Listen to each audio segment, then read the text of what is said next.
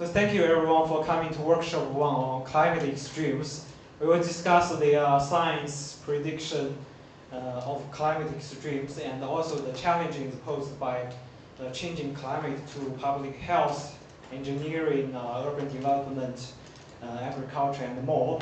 So for the first session, we are very lucky that to have Mr. Peng to help us to moderate this session. So now I'm going to hand the microphone to Mr. Peng.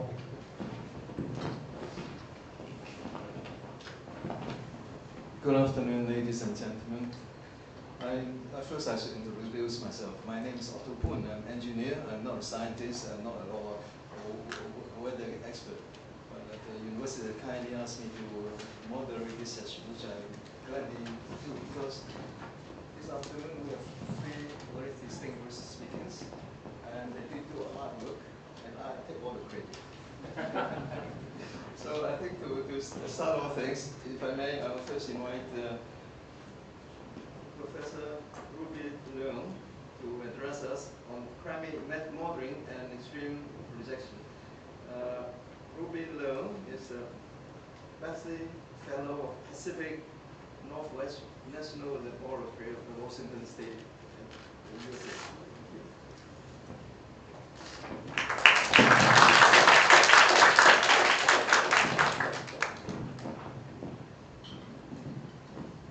Okay, so can you hear me? Yeah. All right. Okay, thank you. Good afternoon. Thank you for the opportunity to speak to you again. Okay, so I'm going to, how do I bring up my slides?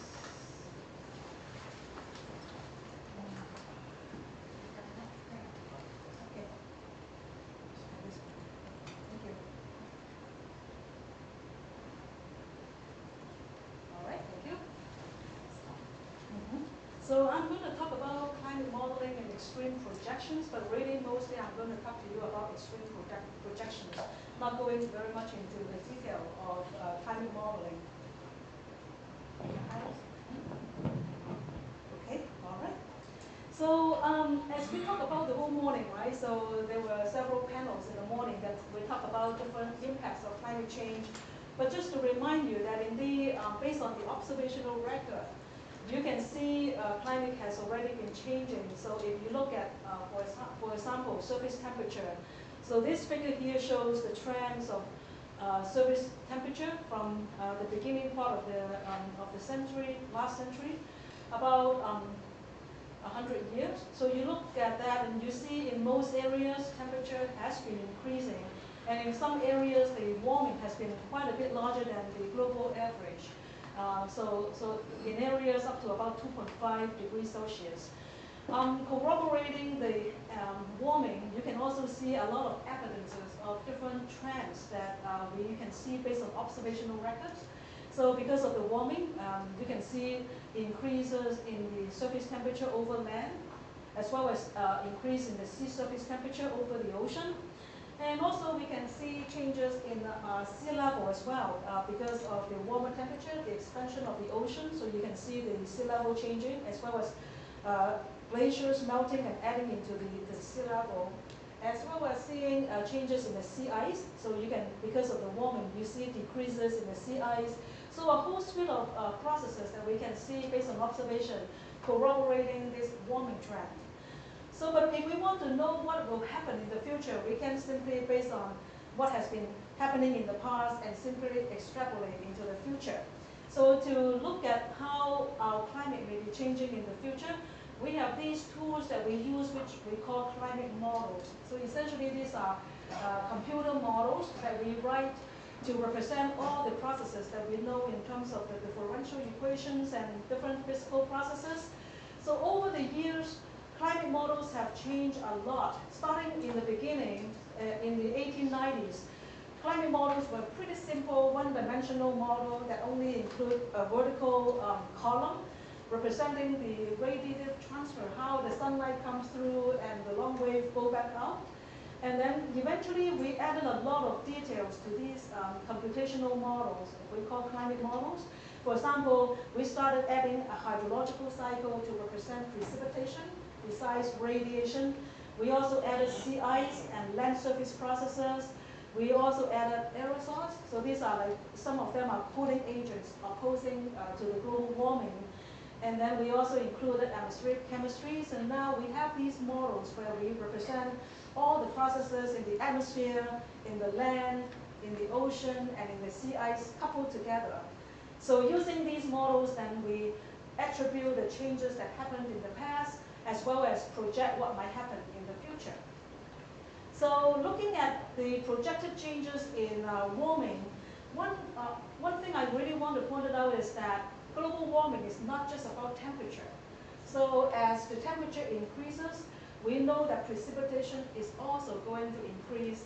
And the reason for that is actually pretty simple. So we all know that if you live in the tropical region, because of the warmer temperature, there's a lot more moisture in the atmosphere compared to if you live in a mid-latitude or higher latitude region where the temperature is much colder.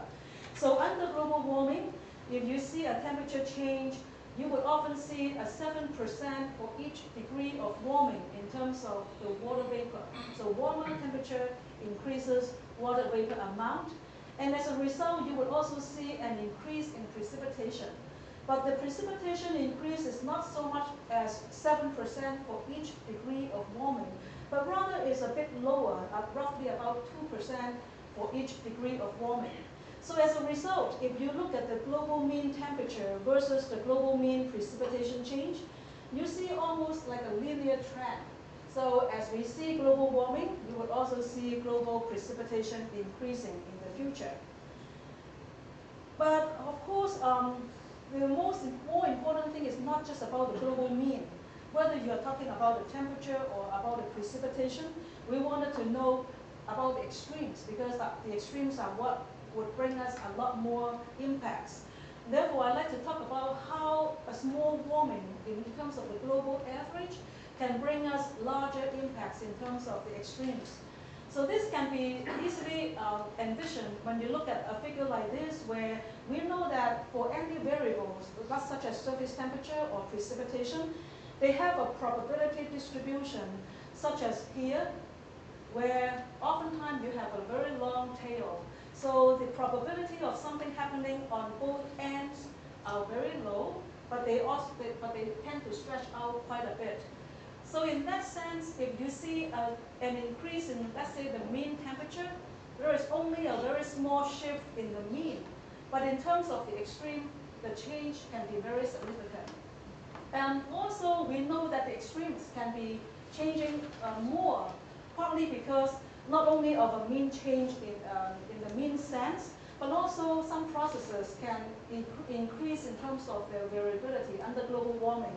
So in this case, you would actually see the distribution to be stretching out in both ways, even though maybe the average is not changing. So that again also suggests that the extreme events can change a lot. And then another mechanism is actually by changing the shape of the probability density function. So in this case, you might see a shift in the skewness of the probability density function, and therefore increasing the positive side of the extreme and potentially reducing the negative side of the extreme. But in any case, we know that under global warming, even though we are talking about a small change in the global average, there can be much larger changes, mostly on the positive side, but also sometimes you will see an increase even on the opposite side of the extreme events. So these processes are actually responsible for the increase in the extremes.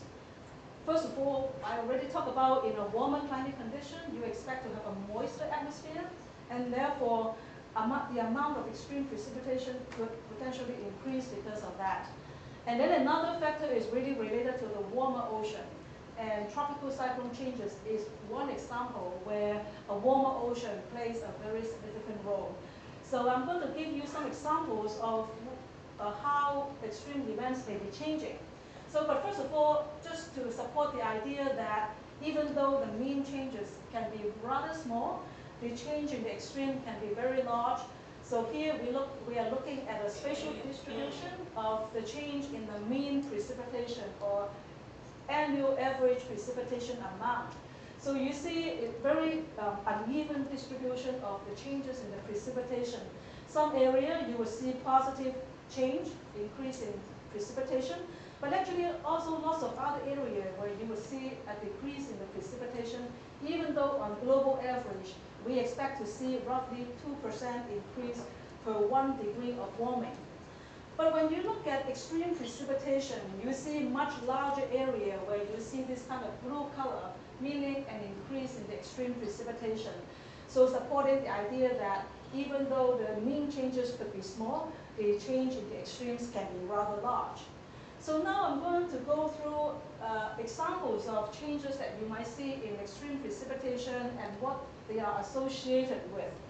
So here, we know that a lot of extreme precipitation worldwide, especially in the western United States and also in the western part of continents like South America or in the western part of Europe and areas like that. Oftentimes, their extreme precipitation comes from this process called atmospheric rivers.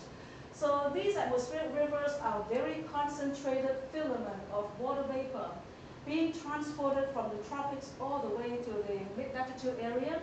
So when they make landfall, they can produce a very large amount of precipitation. So there has been saying that the water vapor transported by atmospheric rivers is comparable to the water being transported by the Amazon River. So it's a huge amount of water vapor being transported. So back in 2017, in California, the Oroville Dam was damaged because of a very strong atmospheric rivers producing a large amount of extreme precipitation. So based on climate models, we project that in a warmer climate condition, atmospheric rivers will be longer, so these filamentary structure will become longer.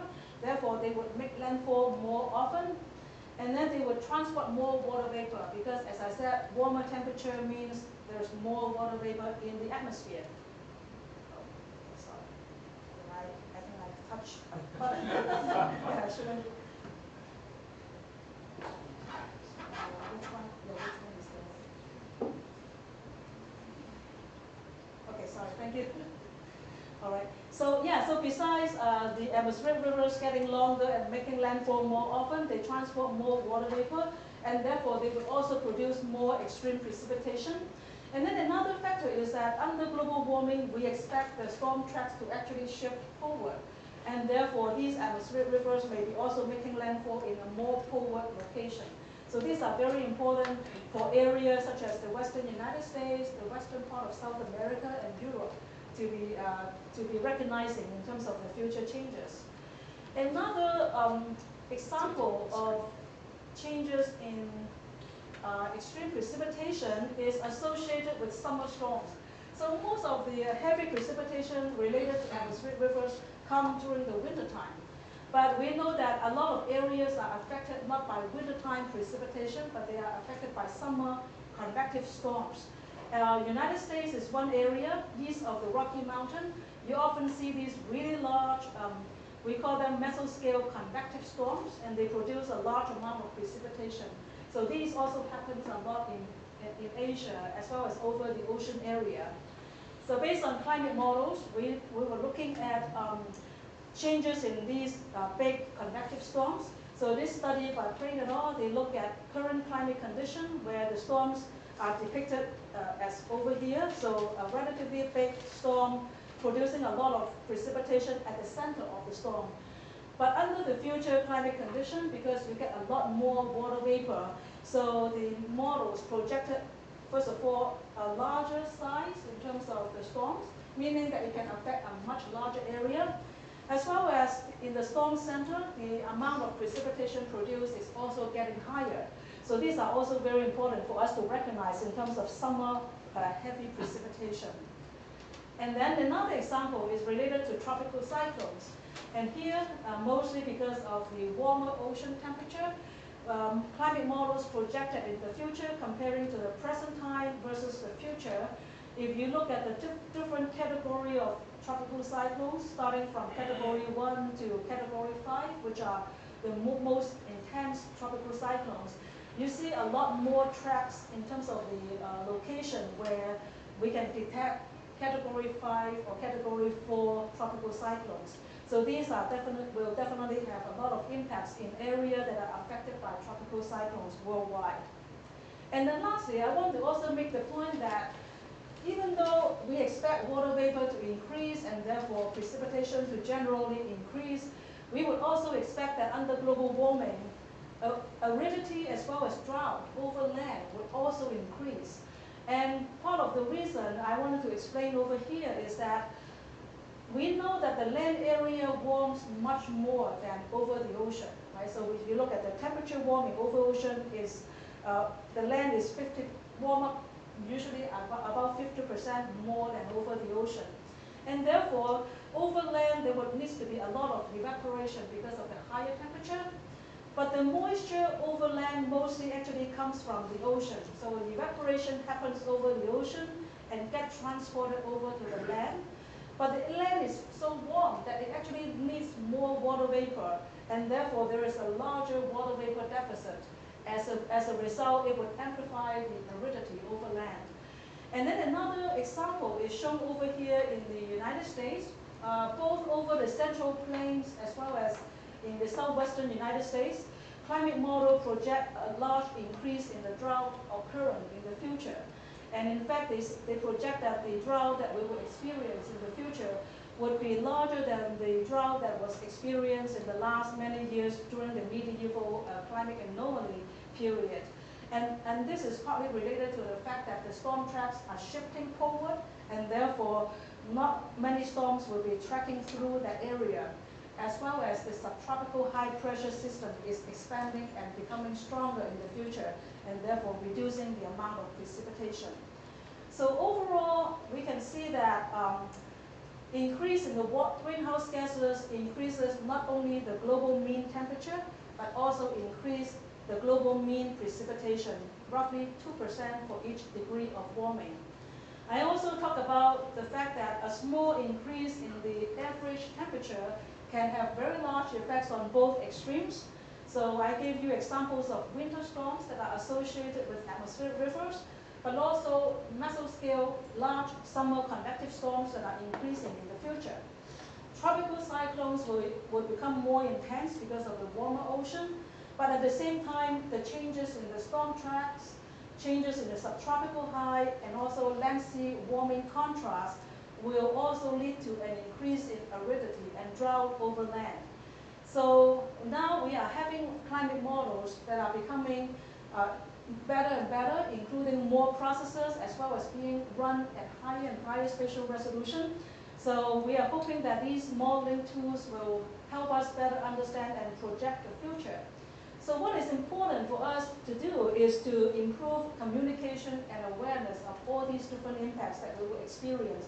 So warming is not just about 1 degree or 2 degrees of warming, which some people might think this is a very small amount, but actually it can have very large effects. We need to help reduce emissions and increase carbon sequestration and capture, and also build resilience to allow adaptation to changes in the extreme events that we will be experiencing more in the future. So I think the next 2 speakers will probably help us more to look into these other areas of adaptation and mitigation, etc. So thank you very much for your attention.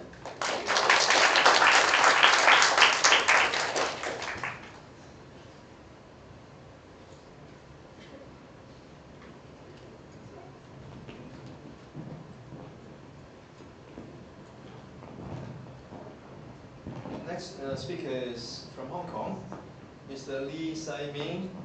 He is the scientific officer of the Hong Kong Observatory. He will tell us why we have so many storms this year. It's not what I'm going to do.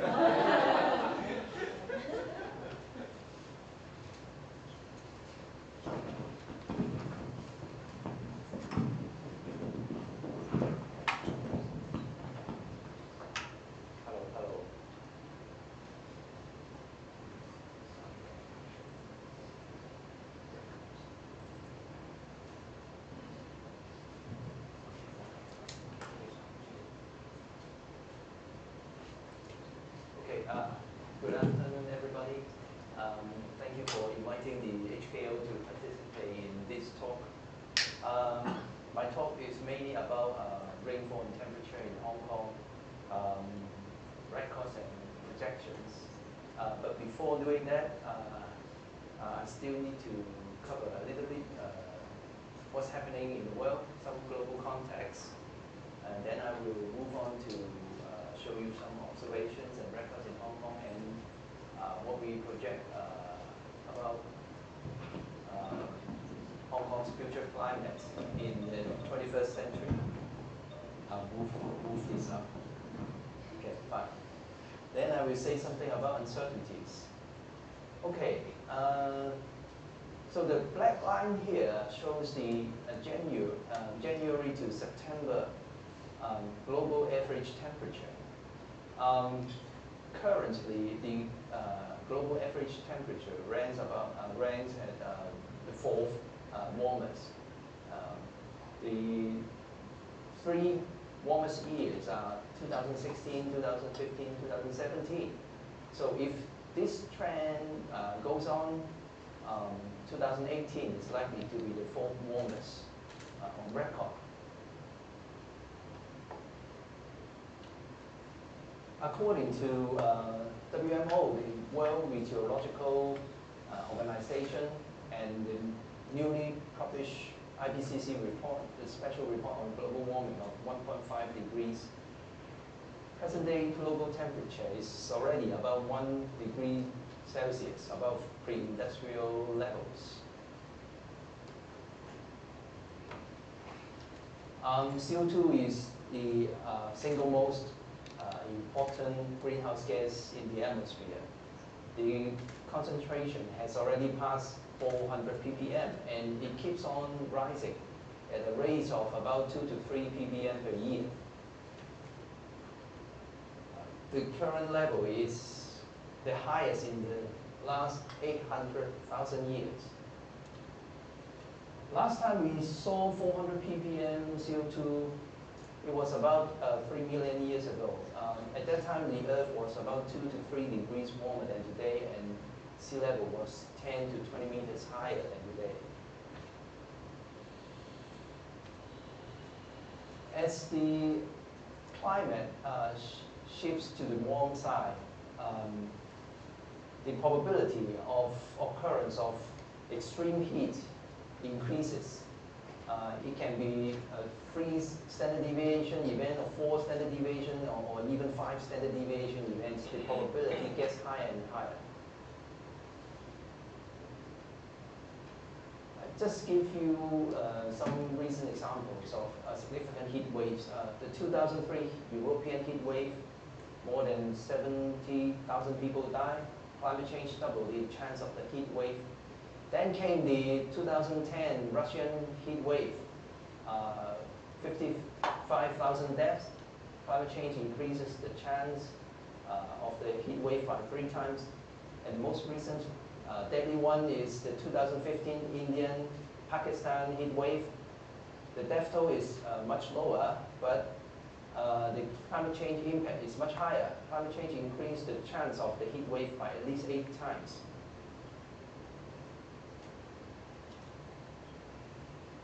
As Professor Leung has just mentioned, we expect a more heavy extreme precipitation in the warming world because there is more evaporation from the oceans, and the warmer atmosphere can hold more moisture.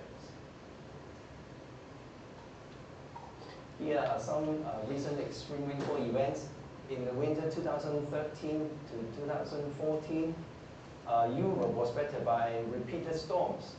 England and Wales got its wettest winter since 1766. A study found that climate change increased the chance of the extreme events by 43%. In August 2016, heavy rain occurred in Louisiana, causing serious flooding. Climate change increased the chance of that event by at least 40%. And then in August 2017, Hurricane Harvey made landfall in Texas and then slowed down,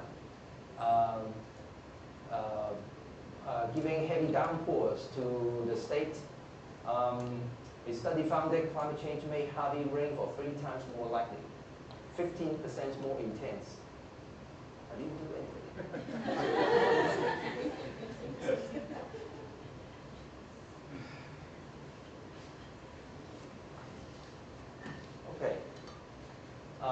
It's very heartbreaking to see these old elderly people soaking in flood water. I checked the news online. Later on, they were all rescued. Thank God. Okay, let's come to the case in Hong Kong. In Hong Kong, we have very long climate records. You see the shape here. It has been there more or less the same position for more than 130 years. We have very long temperature records and rainfall records. But unfortunately, there is a gap during the Second World War.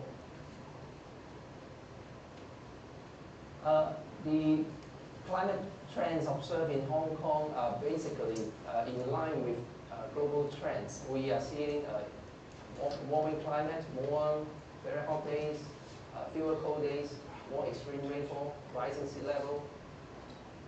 Currently, the warming rate is about 1.2 degrees per century. It looks like a small number, but if we look at another parameters, the number of hot nights and the number of very hot days increased very significantly over the past century. For hot nights, the increase is about 35 times, sorry. For very hot days, the increase is about 6 times.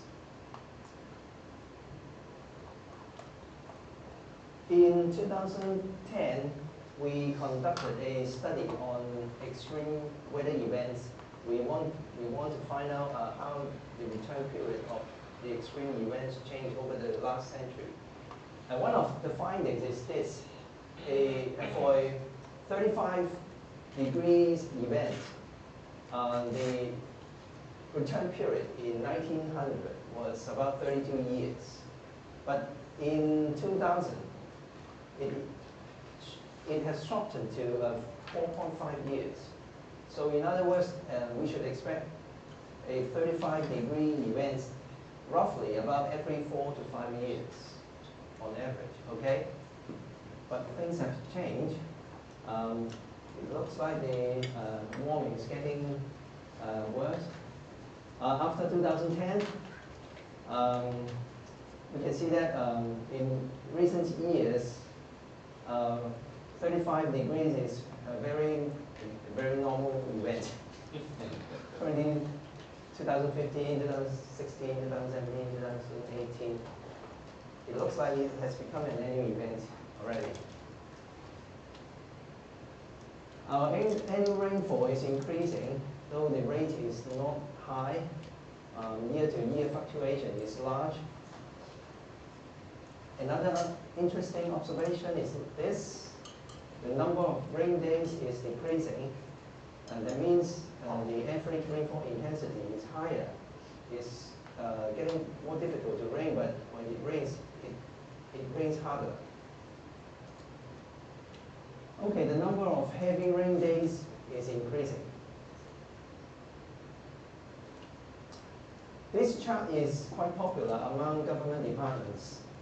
It shows that the hourly rainfall record at HKO was broken usually 40 years, every 40 years in the old days, from here to here to here. But in recent decades, it was broken a couple of times. This is what happened on the day the record was made, the 7th of June 2008. Very heavy rainfall on Lantau Island, more than 600 millimeters per 24 hours. Many landslides occur and serious flooding, blocking the road, the highway to the airport. Okay, in the same study I just mentioned, for all these 3 extreme rainfall events, the return period has shortened by half over the last century.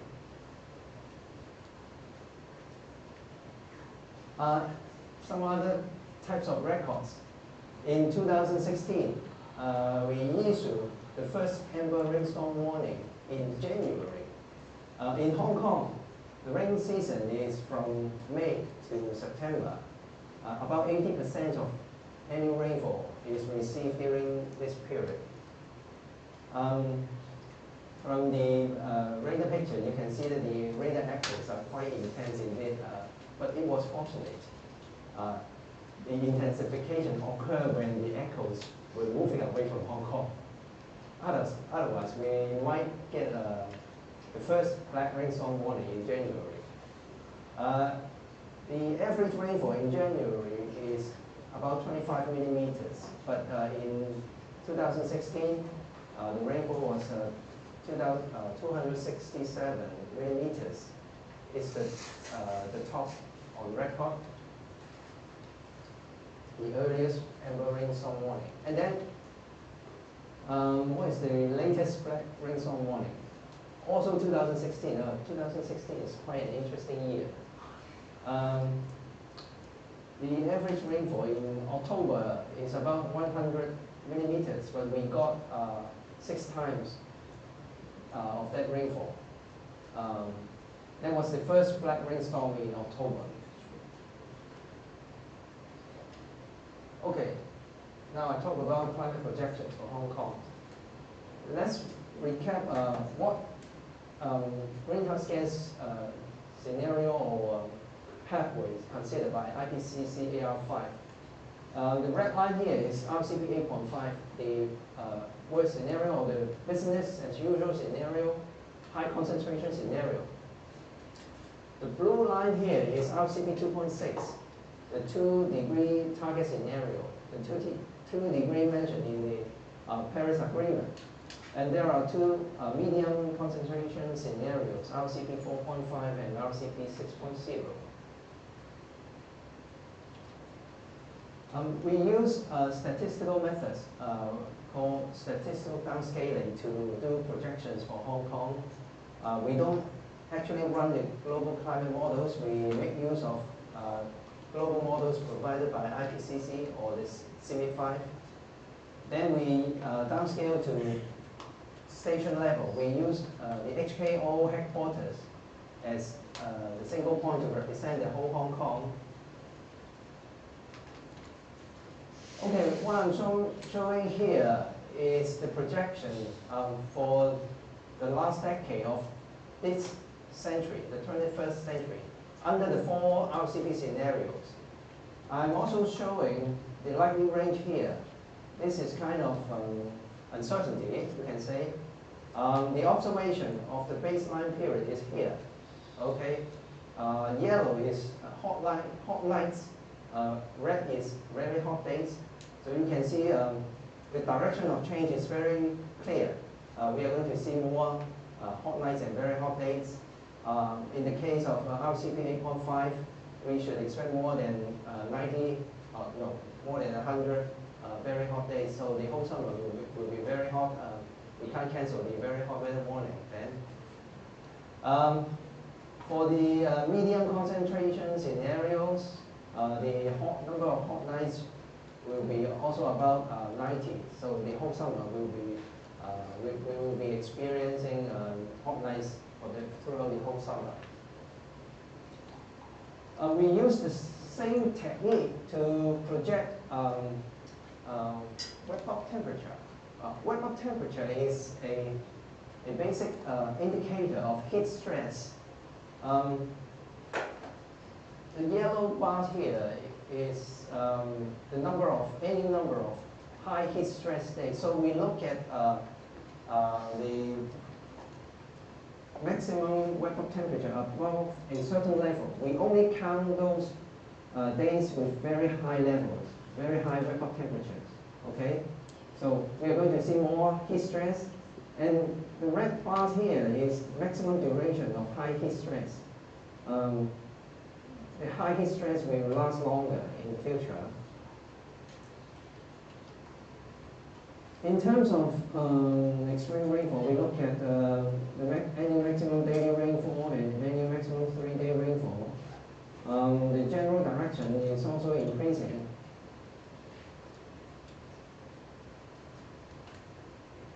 This projection is a little bit different. The projection period is for the rest of this century. we look at extremely wet years and extremely dry years. In the past, we have only 3 extremely wet years and 2 extremely dry years. But in the future, we are going to see significantly more extremely dry wet years. But the extremely dry years will not just go away, it will just stay there, and there is still a chance that we will see some extremely dry conditions. Okay, uncertainties. I extracted this slide from the UN Emission Gap Report 2017. The 2018 report will be released soon in November, I believe, before the COP. The black line here is the baseline, the no action scenario. So it's just like the RCP 8.5. The 2-degree pathway is here. So if all the carbon emission reduction pledges made under the Paris Agreement materialize, global carbon emissions will be somewhere around here in 2030. So it will not be on the RCP 8.5 pathway or on the 2-degree pathway. But beyond 2030, there is little information to assess how the greenhouse gas emission is going to change. Another thing is the permafrost feedback. This carbon feedback is not considered in AR5. When permafrost melts, CO2 and methane will be released. Both are greenhouse gases, and it will enhance greenhouse warming. Okay, that's all I want to say.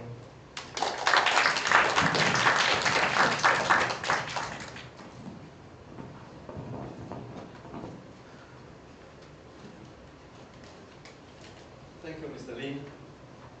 Our next speaker is Professor Winston Chow from the Department of Geography at National University of Singapore. Thank you. I don't have slides. I do not want to risk having. Thank you. I do not want to risk having the sudden magnification of the slide deck happen, so I'm not going to have slides anyway. And also because I like to keep things brief. If you listen to me talk in the panel this morning. That's all. Thank you. All right. It didn't look right. Okay. Let's give me a second. Okay. This morning I talked about 4 points. Today, this afternoon, I'm going to cut it down by 1 point. Just summarize 3 bullet points or 3 takeaways when I'm talking about climate change effect and vulnerability to climate change in cities. The first point is that regardless of whatever threshold that is set by the IPCC or the UNFCCC of 1.5 or 2 degrees warming, or if, like Mr. Lee suggested, if we stay on as business as usual and we reach the RCP 8.5 scenario, inevitably, regardless of whatever warming that happens, climate change will exacerbate existing urban vulnerabilities to climate hazards. What do I mean by that? Vulnerabilities as defined by the IPCC in this case would be an urban system, whether or not it has the capability to cope with adverse effects, in this case on climate. How I do research, or how my lab does research on vulnerability, we look at 3 components of vulnerability. First is how much exposure the system, the urban system has to a physical hazard. It could be like extremes, like what Prof. Leong talked about, extremes of heat, extremes of severe storms that are seen to be increasing in intensity throughout Asia. But we also have to account for the urban system's population's characteristics, the demographic sensitivities. How old, how young are people within a city? Is there an influx of people going into a city from rural to urban areas? And the third component is whether or not the city has the capacity to adapt, in terms of whether or not there is some sort of institutional, some sort of structures that have the capacity to either put in money to address, to increase your capacity to adapt, or if there are softer capacities to adapt, sort of social networks within people to help adjust or to cope with hazards that happen. So regardless of what warming happens, if the physical exposure increases, we also have to take into account how population changes over time, in the present and the future, and also whether or not cities have the resources to adapt. So these three components, they are trending in a negative way, so it increases vulnerability in this day and age of climate change. So that's the first point. The second point is that secondary climate change impacts to urban areas, what I mean in terms of, for example, food and water security, are often overlooked. They are not as attention-grabbing, they are not as attractive in terms of severe storms, in terms of drought, in terms of extreme heat. But I argue that your food, for instance, taking the example of food, where your crops are grown, where your animals are reared, they are also subject to the same issues of drought, the same issues of heat, and the same issues of sea level rise. And oftentimes, policymakers don't pay attention to that. Just last week, I was asked by a Channel News Asia journalist to say, can you think of something that is not typical of the climate change impacts from the SR15, the special report of 1.5 degrees C warming? And I said, if you look at this particular chapter, there's something very intriguing about how food is impacted. And what do you mean by that? I said, well, we all eat rice, right? I mean, come from Southeast Asia, everybody eats rice there. 我们吃饭，我哋食飯，我能食飯，kita makan nasi. Am I missing any other language? No. So we all eat rice. The issue is that in terms of crop yields, from 1.5 and 2 degrees Celsius, the additional warmth, the additional risk of drought will significantly drop yields of your major grains, rice included, corn, grains, wheat, so on and so forth. That is one impact. The other impact is that, interestingly enough, at 2 degrees Celsius, the additional CO2 in the atmosphere has shown to result in reduced nutrition of rice that you eat. So if you eat the same amount of rice, you're actually consuming less nutrients. Okay, we all eat rice, right? So that would be a major impact that often is not reflected in terms of urgency compared to your other direct climate risks. Now, that is a good segue to my third and final point, which is that integrated or holistic urban planning towards sustainability, towards climate resilience, you need to consider interdisciplinary viewpoints. Okay, and this is in order to have sustained and successful adaptation and resilience to climate change. What do I mean by this? It is not enough to just rely on scientists. It is not enough to rely on social scientists. It is not enough to rely on humanities scholars. We all need to work together in terms of not multidisciplinary, but interdisciplinary. One of my friends from Arizona State University came up with this very useful analogy to explain the difference between multidisciplinarity and interdisciplinarity. Multidisciplinarity is putting fruits into a fruit salad. Interdisciplinarity is putting it in a blender, turning it on, and making it into a fruit smoothie. That's the difference. And transdisciplinarity is adding in alcohol to make it a margarita. Now, why is it important? One of my research projects in Singapore is to look at this thing to reduce the urban heat island, the issue of increased warmth in cities relative to rural areas. It's also a massive problem here in Hong Kong. It's a problem anywhere with massive built-up development. We've compiled, and if you look at our website, coolingsingapore.sg, we've compiled a list over the past 2 years of 86 methods, ranging from transport to building to planning, that actually can reduce temperatures sustainably, to reduce the exposure to heat. However, the problem is that while these techniques do exist, there isn't that integrated knowledge, the sort of general understanding of systems thinking, as alluded to earlier in the third panel before lunch, that stakeholders, that policymakers should be aware of to actually pick and choose the best methods that give you if you do a cost-benefit analysis, the greatest yield, the greatest benefit totally. So an understanding of the different sort of, not just the science, but also the social science is important. Whether or not you're a climate modeler, climate observation person, a scientist, or a demographer, you all have a part to play to actually make climate adaptation work in the long run. and it helps save money as well. I'll conclude by one particular example from Singapore. So the problem is that they wanted to build a connecting pathway between two buildings that was exposed to the hot sun. So engineers, it's always engineers, they came up with an idea of a shaded walkway connecting this point here, but it involved walking in a very winding path to account for easy access to buildings along the route.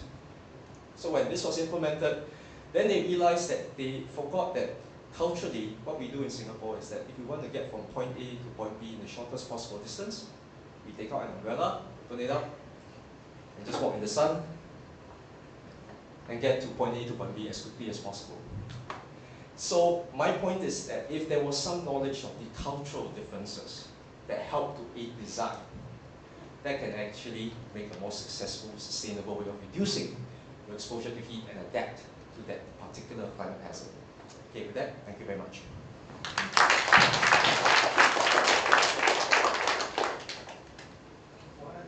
We thank for the three speakers giving us a very interesting talk. My agenda is this session will end at 3:50. So we have probably half an hour or just less for question and answers. In that case, if I may invite the speakers to come up here and We have a choice.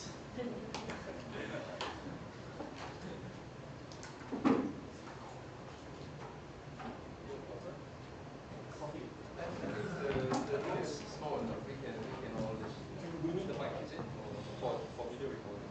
for recording. Yeah, I guess we can. Right. Okay, the floor is all open to you, ladies and gentlemen, the speakers here for your question.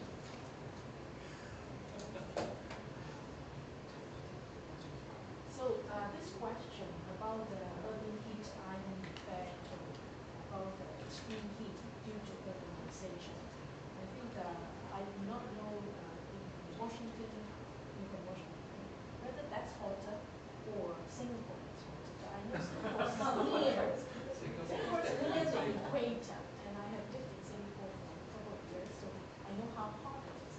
And I noticed that a lot of Singaporeans like to turn on the air conditioning, and it's extremely cold. Okay, but I do not know whether they've changed the habit now. But it used to be very cold once you get into the shopping mall. It's freezing, and you've got to get extra piece of clothing. It's even worse than Hong Kong. So the question here is you mentioned about knowing the culture, knowing the actual behavior of people. Now, the other speaker, like the Hong Kong speaker, the observatory, talks about how the heat changes and whatnot, there are certain patterns. But I suppose in Singapore you must have done something similar to that. Is the temperature getting worse, or is it getting better, or do you have more hot nights, or hot days, or whatever? So that's one question. And number two is, given that Singapore is hot and humid, at least you have occasional rain, like every day sometimes, like cools it, which Hong Kong doesn't have. We don't have this kind of tropical rain. So it's hot, it's hot. So I just wonder, whether Singapore people having lived in a very hot climate has found some solution to deal with it. You mentioned about the person just taking out an umbrella. And then I found that after I moved back to Hong Kong, I noticed I found increasing number of people holding an umbrella in the sun these days. At first, I just can't help it. Eventually, I figure it out. I also take out my umbrella because it's useless to put on suntan lotion or do whatever. It's impossible. You keep on applying every hour or two. You just can't hit the sun. So eventually, I took out the umbrella, and I found lots of people are doing it. So actually, what do you think is the best way to address it in terms of the social, or you said that everybody has to be involved. What do you found that works in your country or in Hong Kong? I know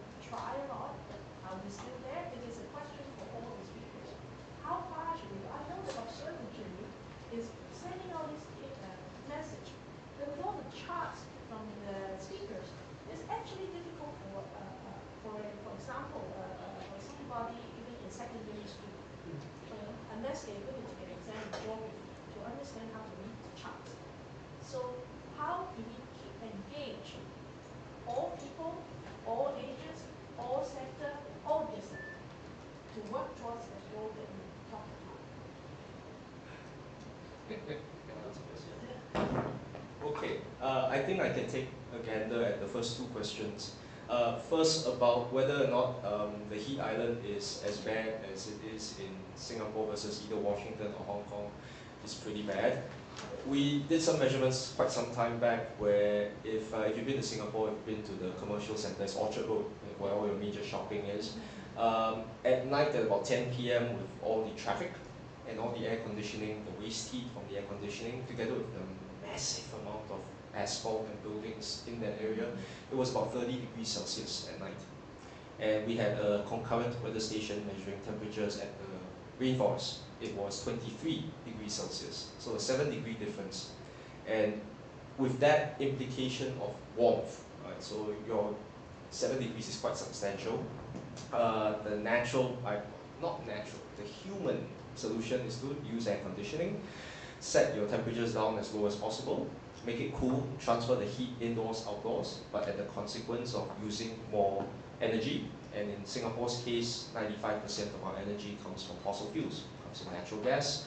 Still, the cleanest of the fossil fuels, but it's still a large impact in terms of our greenhouse emission footprint. And it's difficult to keep to that, the promises that we made to Paris, as we made in Paris in 2015. So heat island is a problem in Singapore. It's still that goes on to the second question: how do we deal with it? What's the best way in terms of accounting for culture, accounting for behavior? Two things can be done. The simplest is efficiency in energy, making sure that you actually cool your room to the level that you require. You don't have to wear a sweater to go to my lecture theatres in university. You don't have to put on a winter jacket to go onto the MRT when it doesn't break down. So that's one, recognizing that. So energy efficiency, you don't use as much as you need in order to cool down an interior or a transition area, like in a shopping mall, the entrance of a shopping mall. The other way we found is that nature-based solutions in terms of green infrastructure seem to work well when we account for the high humidity that is in Singapore. Usually in places like in North America, vegetation works in two ways. Firstly is by evapotranspiration. There's that cooling effect from plants perspiring. Whatever heat that goes into a system is converted to latent heat, and you don't feel it on your skin or measured in temperatures. But that doesn't work in Singapore as well as, let's say, in Phoenix, Arizona, where I was from. I did my PhD, because there's a very low vapor pressure gradient. The evaporation rate isn't as high. But what plants do very well, and better than artificial structures or engineered structures, is to provide shade. Shading during the day is very important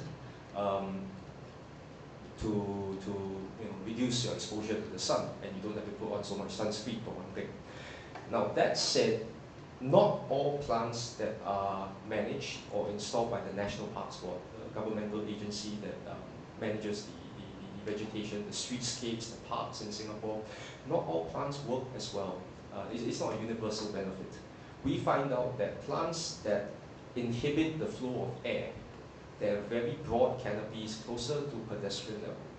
They actually make human thermal comfort to heat much worse, because Singapore, unlike Hong Kong, is not a very breezy city. We are close to the equator, we don't have a strong influence of trade winds, we thankfully don't have cyclones for one thing, or major storm systems. But it's very still, and you can feel the humidity even though you're not exposed to the sun. So what we found out in our research, our applied research, is that there are certain trees, if you allow for unimpeded flow of air at pedestrian level, be it in urban areas or at park areas, it actually works very well. So that knowledge, that was garnered not from science, but from talking with landscape architects and ecologists, again, interdisciplinary work, we find that that would be ideal or best way to deal with this heat island problem in Singapore anyway. The third question about communication. Mr. Lee would like to Would you like to answer that? Okay. About engagement. The observatory has a number of different channels to convey the message of climate change to the public and to the students. We have colleagues visiting primary and secondary schools, giving climate change talks. The materials presented will be featured at their education levels. We also partner with different government departments, works departments, and non-government organizations, such as the engineering community, to give climate change talks. They will talk about, we talk about science, the physical basis of climate change. They will talk about adaptation, mitigation, energy conservation, energy efficiency, and even biodiversity. How to live a low carbon living. We on our website we have many educational articles, blogs, climate change pedia, quiz, and even we produce short videos, YouTube videos. You can go and watch the videos. So many different ways to convey the climate change message. But I also want to come back to your particular question about reading charts. Well, I suppose these simple bar charts are very readable for secondary students. If they have difficulty in doing so, I think we need to consider what has gone wrong in our education system. Right. Another question, please. Yeah, lady at the back. Hi, thanks very much for your presentations, all three speakers. Actually, I just wanted to build on that question just now, directed at you, Mr. Lee, around, you're talking about engaging, using the science to engage, the public and to engage secondary students, and that is very important. And I have been on your website to see a lot of, there is a lot of really useful information on there. I'm just wondering, how is the information that, or the research that HKO is doing being communicated to, say, the business community? And then how is that information being used? For example, we talk about the increase in, extremely hot days. How does that then impact people who have to work outside, or, increasing, like the business aspects of the science that you're presenting? I don't know if you have any.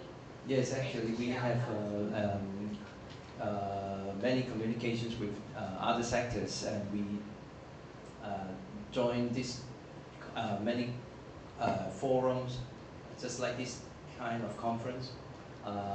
We interact with people from different sectors, such as the business sectors, and we also encourage them to come to us if they think that we have some information that is useful to them. We are very open. We can provide what we have in terms of the projection data or observation data.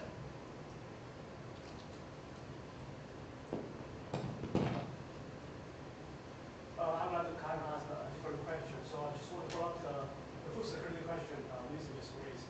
So I'm not an expert in this field, but what I see in the literature is that based on the remote studies, there seems to be a greening trend of the entire Earth during the past 20 or 30 years, based on remote sensing observations. But then on the other side, Lisa, you mentioned that the warming effect is going to be bring our the crop yields down. So it sounds to me kind of like contrary to each other, because as our globe warms, I'm not saying it's a good thing, but the north side of the Earth, the soil becomes more moist, and they can allow us to grow forests and maybe crops. So is there any comments on that perspective?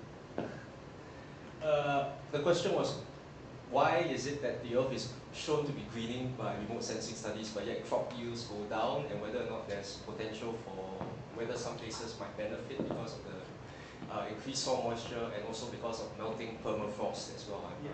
We need to have that, especially in northern latitudes. Yes, both might seem, the first part, both might seem contradictory, but actually both make sense. There is that the additional warmth means that more areas that are previously barren can actually become green, more vegetation grows in terms of whether it's grass or actual trees, so on and so forth. But then we are looking at finding that I was talking about is specifically for agriculture, for one particular subset of agriculture that was done by, the name escapes me, it's in chapter 3 of the SR 1.5 technical summary, that was commissioned specially just to look at crop impacts between 1.5 and 2 degrees Celsius. So both actually do make sense. The second question is whether or not there's benefits. Yes, there are benefits to certain nations that are in higher latitudes, particularly in North America. There's the notion that the American breadbasket in Nebraska is shifting northwards towards the Dakotas and also in the central part of Canada. So these areas will stand to benefit from much productive sort of ground conditions and climate conditions for crops. Now that, however, is limited to that particular scale, that particular region. Globally, it's not good news if the permafrost around Siberia melts. You would tend to have the possibility of not only increased CO2 emissions from the soil, but increased methane emissions. Methane is about 20 times more potent than CO2 as in retaining heat through the greenhouse gas effect. Sorry, Professor. So in terms of the high latitude or the Arctic greening or browning, actually this is still a very controversial issue.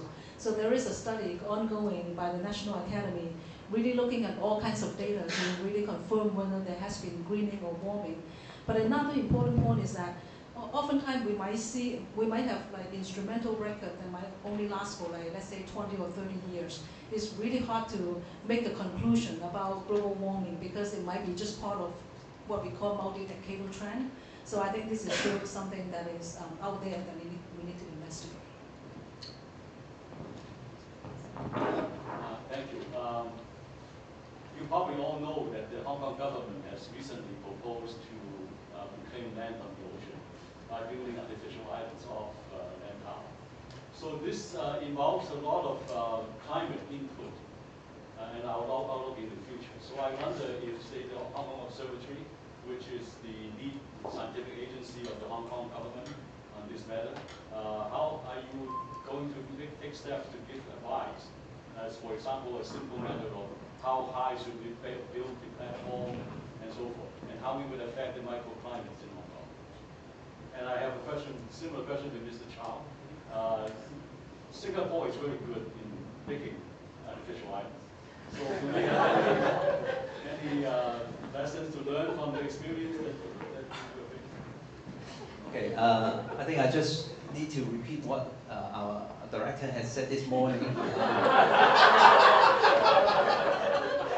No, I mean, not about the sea level. Okay, we publish all projection data on our website. If you are interested, if people are interested to get fine resolution data, they can always come to us. This is the first one. Second one is HKO is one of the members of the SCCC Steering Committee on Climate Change. Okay, our director cares about this a lot.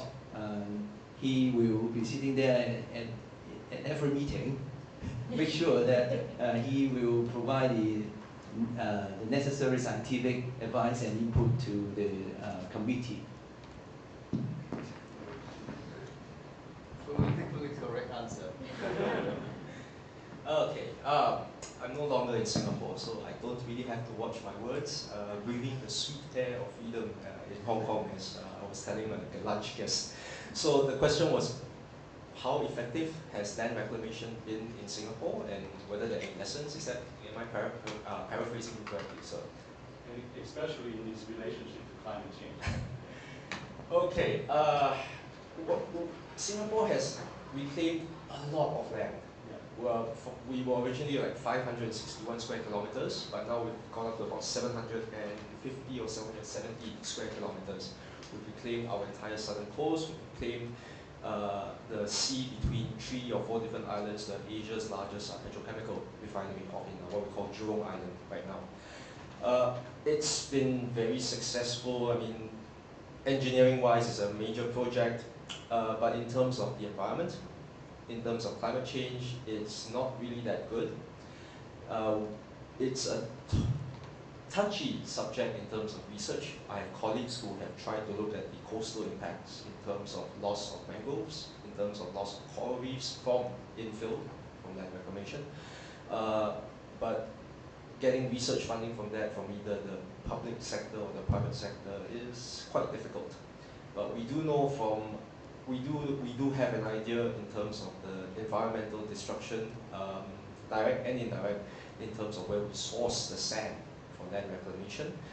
We don't get it from our internal waters. We ship it from other sources in Southeast Asia. Depending on who you talk to, it's illegally procured.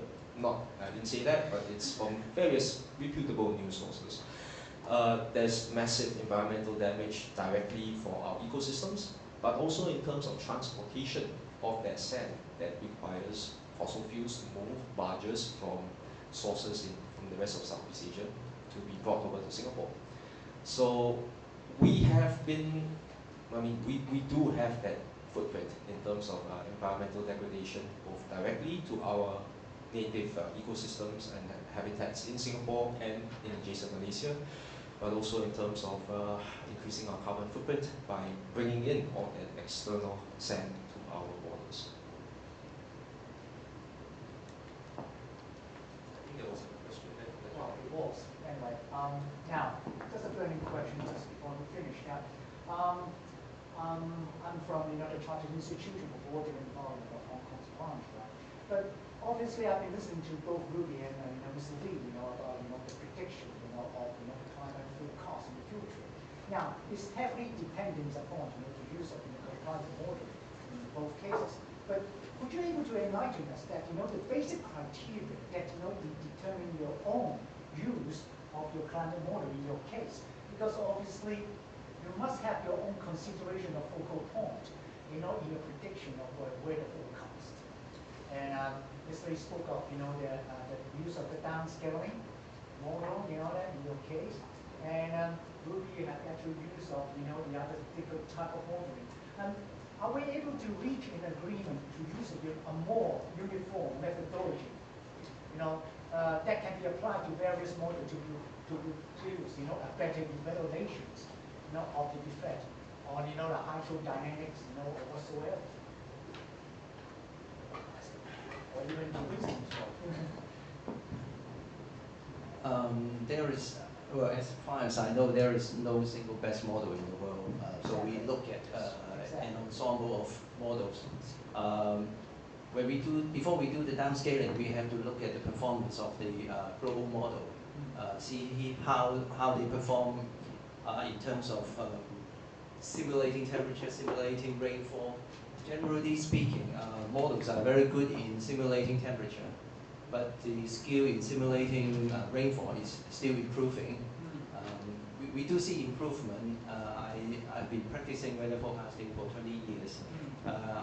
We do see the improvement in simulating rainfall by models. So what I want to say is that we don't just look at a single model. We need to look at an ensemble of models. For the downscaling approach, there is also some uncertainty because we have to assume that the statistical relationship will not change in the future, but this is very difficult to validate. Currently, we are starting to work on dynamical downscaling. We try to use a regional climate model to dynamically downscale global climate models. So I just supplement a little bit. So you asked about climate modeling. Yes, so indeed there are many different climate models around the world. And last time about 30 models or so participated in the CIP 6 or the IPCC. So these climate models, when they were developed, actually most of the time we don't pay that much attention to only reproducing a very particular features like, oh, this model must be doing really good in simulating East Asia climate or North American climate, but rather we have a suite of what we call diagnostic packages that we use to really evaluate the global picture. in terms of how well they simulate the energy balance in the top of the atmosphere, in terms of simulating some large-scale general circulation features and things like that. But there are sometimes different ways that different groups of modeling centers are trying to improve their model, and they might have different emphasis, which is a good thing, because I think we, at this point, because there are uncertainties in climate models, so what we need is really a good diversity rather than everybody converging in the same way of doing it, because there are processes that we don't know so well. So I think welcoming diversity is actually very good. I think we will continue to see a large number of models that are being used in the next IPCC. But of course, at the same time, computers are getting bigger and people are able to run more complex models and at higher spatial resolution. So our hope is that maybe when we get down to a point where the resolution is high enough that you might get rid of some of the most uncertain ways of representing clouds and convections and things like that, that we might be able to get more realistic simulations. So this is still a goal of many modeling centers in the next 10 years or so. Just another question, possibly to all of the speakers, because one of the speakers was mentioned, when we talk about greenery and trees, you mentioned even trees, there's different trees. Some will help the circulation better and some actually blocks it.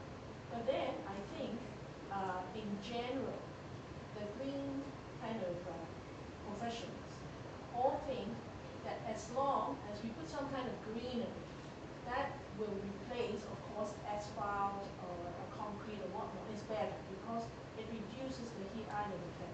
But I don't think there's enough efficacy or enough knowledge that there are different effects of different greenery. So if we put on a green roof, any kind of planting material would be fine. Nobody actually questioned what we put on it, as long as we say this is green roof. Or on a landscape area, we say it's landscape, and then we leave it to the landscape architect to do whatever they want, you know, and some is for beautiful reasons, flowers and some trees and whatnot. But as far as, for example, in Hong Kong is concerned, in order to comply with the government's requirement for greenery provision, as long as there's planter, and we're going to plant something, it's counted, okay? But I do not know that there was a difference, for example, because I'm only an architect that builds buildings. I'm not an expert in plants.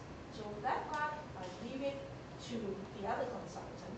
They wanted a planting area where we just draw, okay, this patch is a patch you can plant and put soil in, and our duty is done. So actually, it's a very enlightening today that I learned that different plants have different effect to the environment. Not all is the same. So I just wonder, you know, any of the speakers can respond, or maybe depending on the locality, that any study has been done to compare different plants' effect to the green island. Research, I was asking. I have seen a lot of researchers and people from university who present about the need to build green roof, and they show, you know, how the temperature of the roof drops and all that. But nobody addressed the plant type. So I'm just asking this question. I think probably this question is beyond the expertise of this speakers. I'm just asking, have you come across anybody? Not yet. There are certain studies that look at green spaces at the aggregate scale, not individual flora species, in terms of their effect on microclimate and their benefits to, let's say, buildings on rooftops. Yeah. So the short answer is I haven't come across it. Prof. Leong, I don't think you know.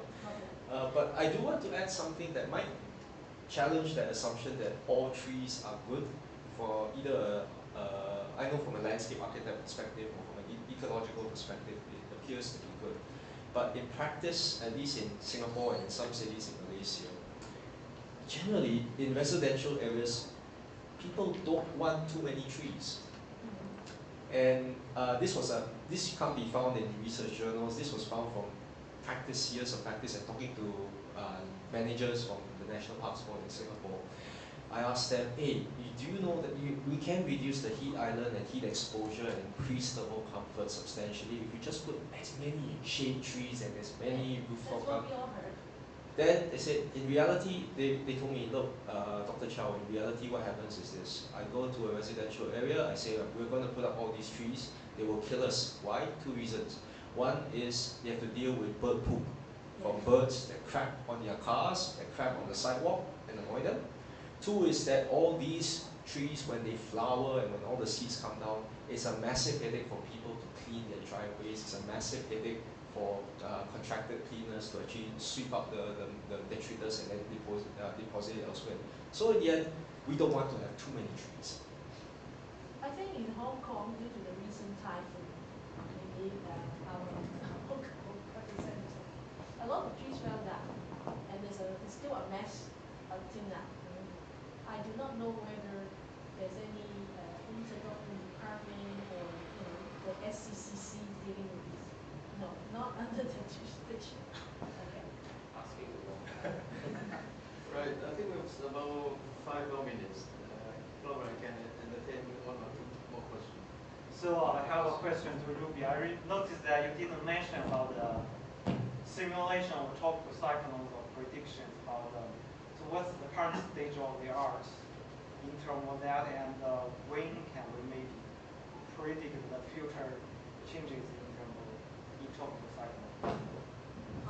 Well, so I think there are maybe two ways to address that. Number one, we know that when climate models get to higher resolution, roughly maybe like of the order of like 25 kilometers versus the typical models that we use in the previous IPCC was more like 100 kilometers.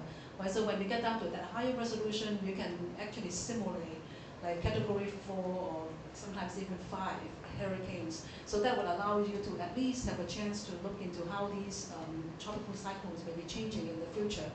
But at the same time, we don't always just rely on models either, even though models are very useful. We also develop theories, right? So for example, Professor CARe2018, he looked at the so-called potential intensity, which is based on the theory of the energy and things like that, and you can also derive information out of that. So I think he published a paper very recently talking about rapid intensification of hurricanes, and he can actually derive a theoretical limit to how quickly hurricanes can intensify and how that might be changing under a warmer climate condition. So I think combining theories with model that we write in terms of computer models, I think these are like combined use should be very useful. Just now you were mentioning a lot about the risk modeling, and I'm just wondering, like, you just mentioned there are a spectrum of modeling systems that can be adopted while assessing the climate risk. So in terms of criteria, is there a list of criteria? Just now you mentioned theory plus a modeling system, but is there a list of criteria that I have to, which model to use, or you just switch from one to each other, like see which is better? Especially for, like Dr. Chow mentioned, some social risks of food security or cultural impacts, all these kind of things. Like, how are you going to assess it? Is there a model for social risk at this stage, as far as you know? So I think so typically when we run climate models, we don't use the models to get down to very specific impacts. Like for example, if you ask about agricultural crop or river runoff and things like that, those might require much higher resolution to represent the real features of the landscape and the particular functions of a certain plant functional types and things like that. So those we typically run other kinds of model, but you make use of information coming from the climate models. So maybe you can. So the classical way of looking at risk is the impact multiplied by the probability of the happening. So we can actually constrain, given the right data sets from climate models and from observational data, the likelihood of an extreme event occurring that impacts on a certain urban sector. So that risk, that we can look at the probability, but the impact is dependent on whatever sector we're looking at, food or energy or water. So it lends itself to that multi/interdisciplinary sort of exercise in modeling risk. So we work together, I would say, the scientists and the social scientists to determine that risk, to model that risk for climate impacts. It seems, thanks for the presentation from the great speakers. It seems to me that more focus really on the warm or very hot days or nights. But how about the extreme cold event? Like maybe from Professor Leung's presentation, it actually shows the extreme cold event remain nearly constant. Although the warm event is more, but in Mr. Lee's presentation, in the Hong Kong scenario, actually we're focusing on more warm days, but in the recent 2 years, we're actually experiencing very cold winter. Do we have any comments on that?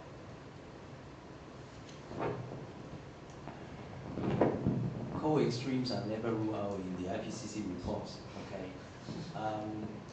the general trend is we are getting warmer and warmer, but occasional cold episodes cannot be ruled out. There is still a possibility that can happen. We actually also projected the daily minimum temperature, but I didn't show the projections here. The annual daily minimum temperature will also be going up in the future. Right. Okay, this is the last question, please. The lead in the back. You mentioned that the Hong Kong projection is based on the global models, but there is also some application of the regional climate model. Can you explain just a little bit more about that and which variables you're looking at in particular, and if there will be any future projections or when to expect any updates to the HAA projections other than AR? Sorry, I didn't hear very well. I mentioned that a Hong Kong projections are based on the global model and the downscaling of the global model. Yeah. But before I heard you speak of the regional climate model, also that you're using to overlay onto the global model. Yeah. So I was wondering which particular areas or what variables are you looking at in the regional model, and are there any future projections that we should expect other than ARCs? The reason we want to work on regional climate model is this. In the statistical downscaling approach, we can get down to a temporal resolution of daily resolution only. Okay, but the engineers want to have sub-daily projections. That's why we start to look at regional climate models. In regional climate models, we can get sub-daily temperature and rainfall projections. 6 hours? Hourly projection. Well, ladies and gentlemen, what a very interesting question and answer session. Can I invite you to give a big hand to the three?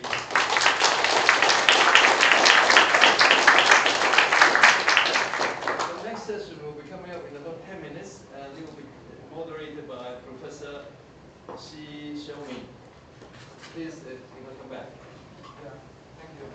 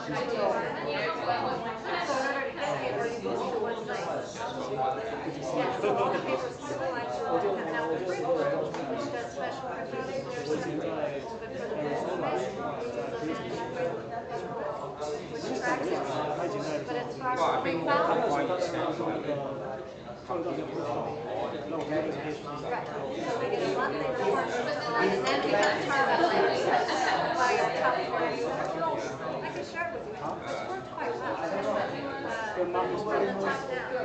But it had to be very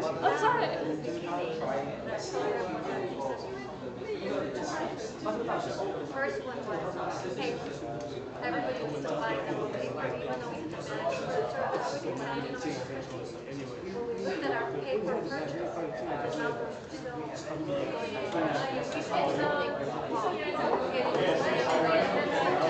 whereas the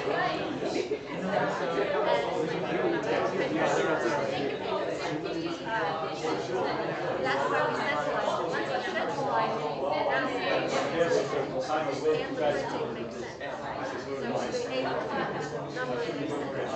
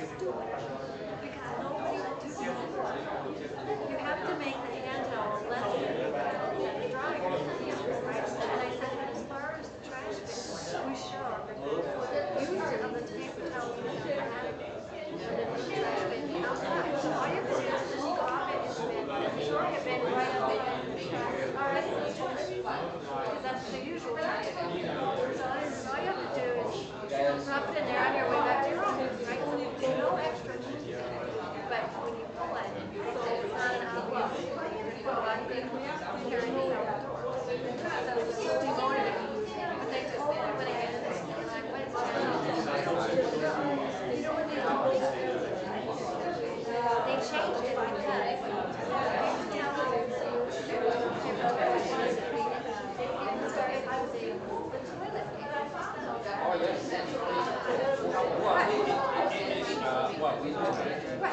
So they said that by the year, leading to that's to replace the toilet paper. And I said, so you're telling me that you did a process analysis and found that the replacement of toilet paper roll is more than the time it takes to now deal with elevated load. Three people are supposed to empty 3 trash bins and buy 3 plastic bags every day.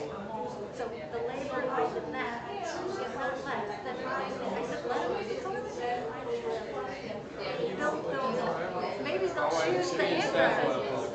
But the other thing is the toilet paper is less healthy than you get the toilet. So even if you use the toilet paper, you use it. Just I need to read more. Yeah. Well done. Explain that more.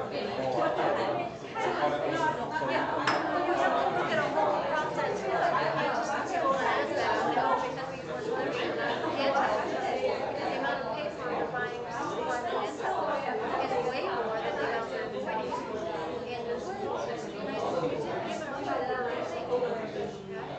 So maybe you're well, Well, they would have that's what's happening. It's frustrating to me because they're still not really understanding what is the objective. Reduce paper consumption. They need to reduce total paper together.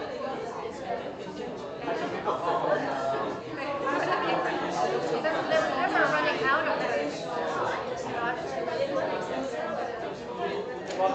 But it's just to make it balance. I'm frustrated by things.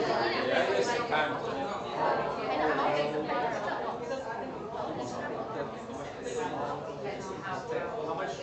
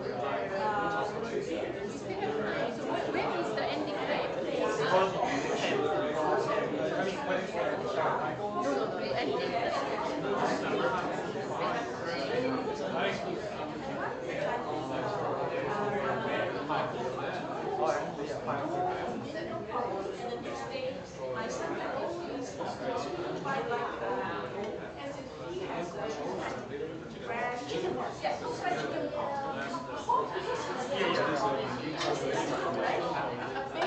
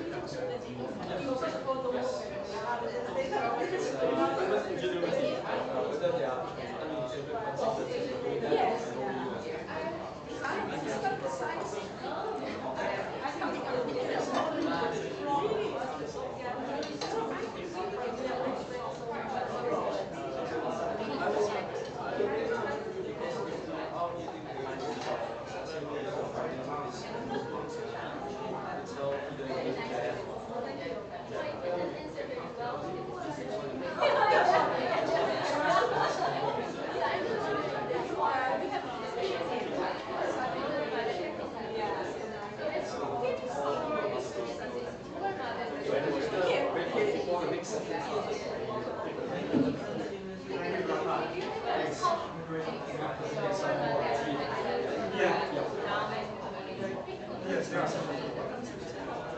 They should run now.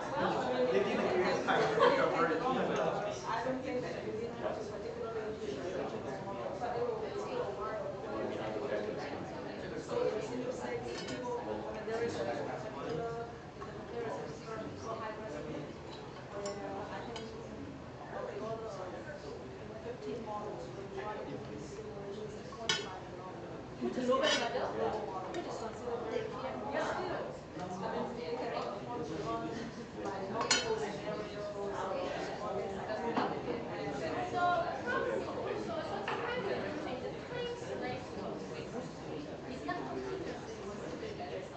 No, for this particular, obviously, it's highly predictable. Yeah. Although this kind of simulation is also quite challenging. It's very difficult to visualize the model. Typically, when we run all the kind of scenarios, we have to run 500 users to visualize from simulation to expression, historical forces and stuff. I'm basically a climate scientist. Okay, or sorry to disturb your conversation. So I think we should get started. Okay, everyone, thanks for coming back to this session. In this session, we'll talk about the impact, the current predictions of heat waves, and how that can affect our public health and ecosystem. First of all, we will welcome Professor Gabriel Lau from CUHK to give us his presentation. So Professor Lau, before coming back to Hong Kong, he was in the Geophysical Fluid Dynamics Laboratory in Princeton. It was a leading institute in the research of climate modeling and climate studies. At CUHK, he is the AXA professor, and he is also the leader of their Institute of Climate Science. So.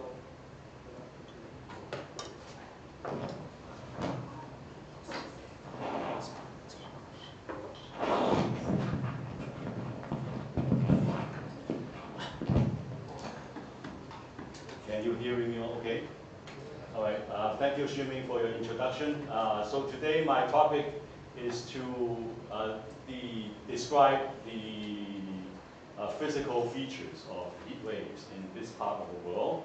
But since this is embedded in a bigger context of extreme events, I would take the liberty of, how do I go to the next slide? This one.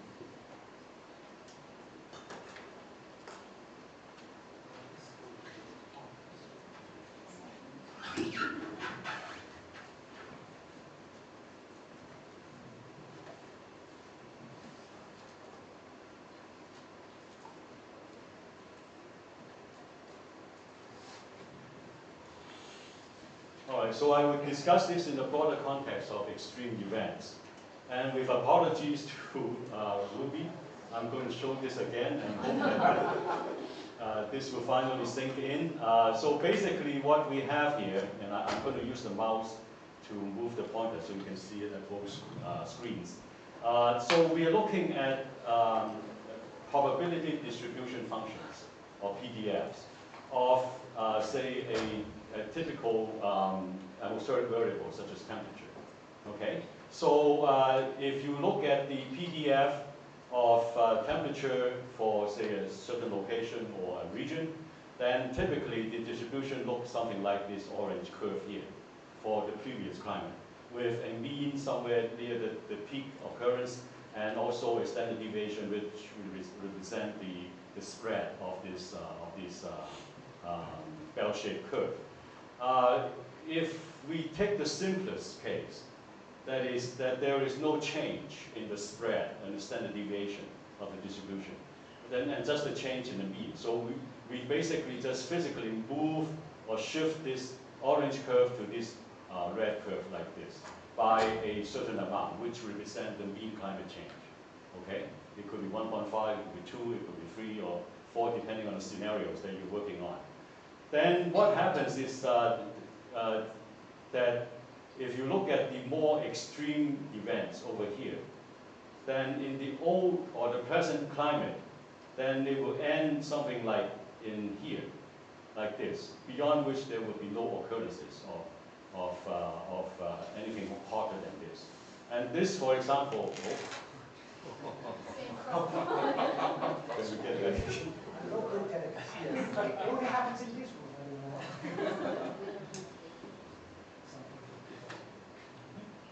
Okay, just escape. National security. All right, so in the present climate, then this is where it ends. That is, this is the record-breaking temperature. And in Hong Kong's case, it's 36.6 degrees. It was reached sometime last year. Okay. However, if you allow the curve to spread into this red curve, which is a future climate, then the record temperature would be raised by the same amount of the shift. And it could reach as high as, in the case of Hong Kong, if you're looking for a 4-degree shift, for example, that this could reach as high as, say, 40 degrees. So the future world would have a record-breaking temperature of 40 degrees. And the occurrences of very warm events in the old curve would be increased by this amount, which is the area between the red and the orange curve. Okay? And therefore, this is important to the community that design infrastructure for us. They don't design infrastructure that would withhold the mean temperature. They would actually have to design for extreme cases. Okay? And the fact that you have a strong shift towards warmer temperatures in both the record-breaking sense or in terms of the frequency of occurrence sense matters a lot. All right? Okay? So this is the point that I would like to bring attention to you again for the second time in this afternoon. And the new thing that I have to offer is actually how well is this model working for conceptually. So I'm looking at PDFs from 2 sets of model run. One is a high-resolution atmospheric model, and the other one is a couple model. So these are 2 climate models developed at Princeton, at the Geophysical Fluid Dynamics Lab. And these include 3 regions in China, which are very prone to heat waves. Okay? The first one is in the northeast plain of China. The second one is the Sichuan Basin, and the third one is in Inner Mongolia. In each of these panels, you see a blue set of stripes, which would correspond to the present climate, the orange bell-shaped curve that I've just shown you. And the red one is the future climate, as based on data produced by these respective models for the last decade of this 21st century. All right? So you can see that in all likelihood, if you trust the model, then the red set of curves is representing mostly as a translation towards the warmer increment relative to the present climate. So the very fact that you have this kind of conceptual view of the distribution of the tails and so forth is indeed verified by the model. Okay? That is, they preserve more or less the same shape, but a uniform translation of the median towards higher values with more occurrences of hot temperatures, especially in the right-hand tail and this is true for all three regions. Okay, and I don't need to remind you that there are recent several episodes of heat waves, both in Europe and in California and in other parts of the world, killed a lot of people. So heat waves are very important for public health considerations, and they are also important for agricultural considerations and other aspects as well.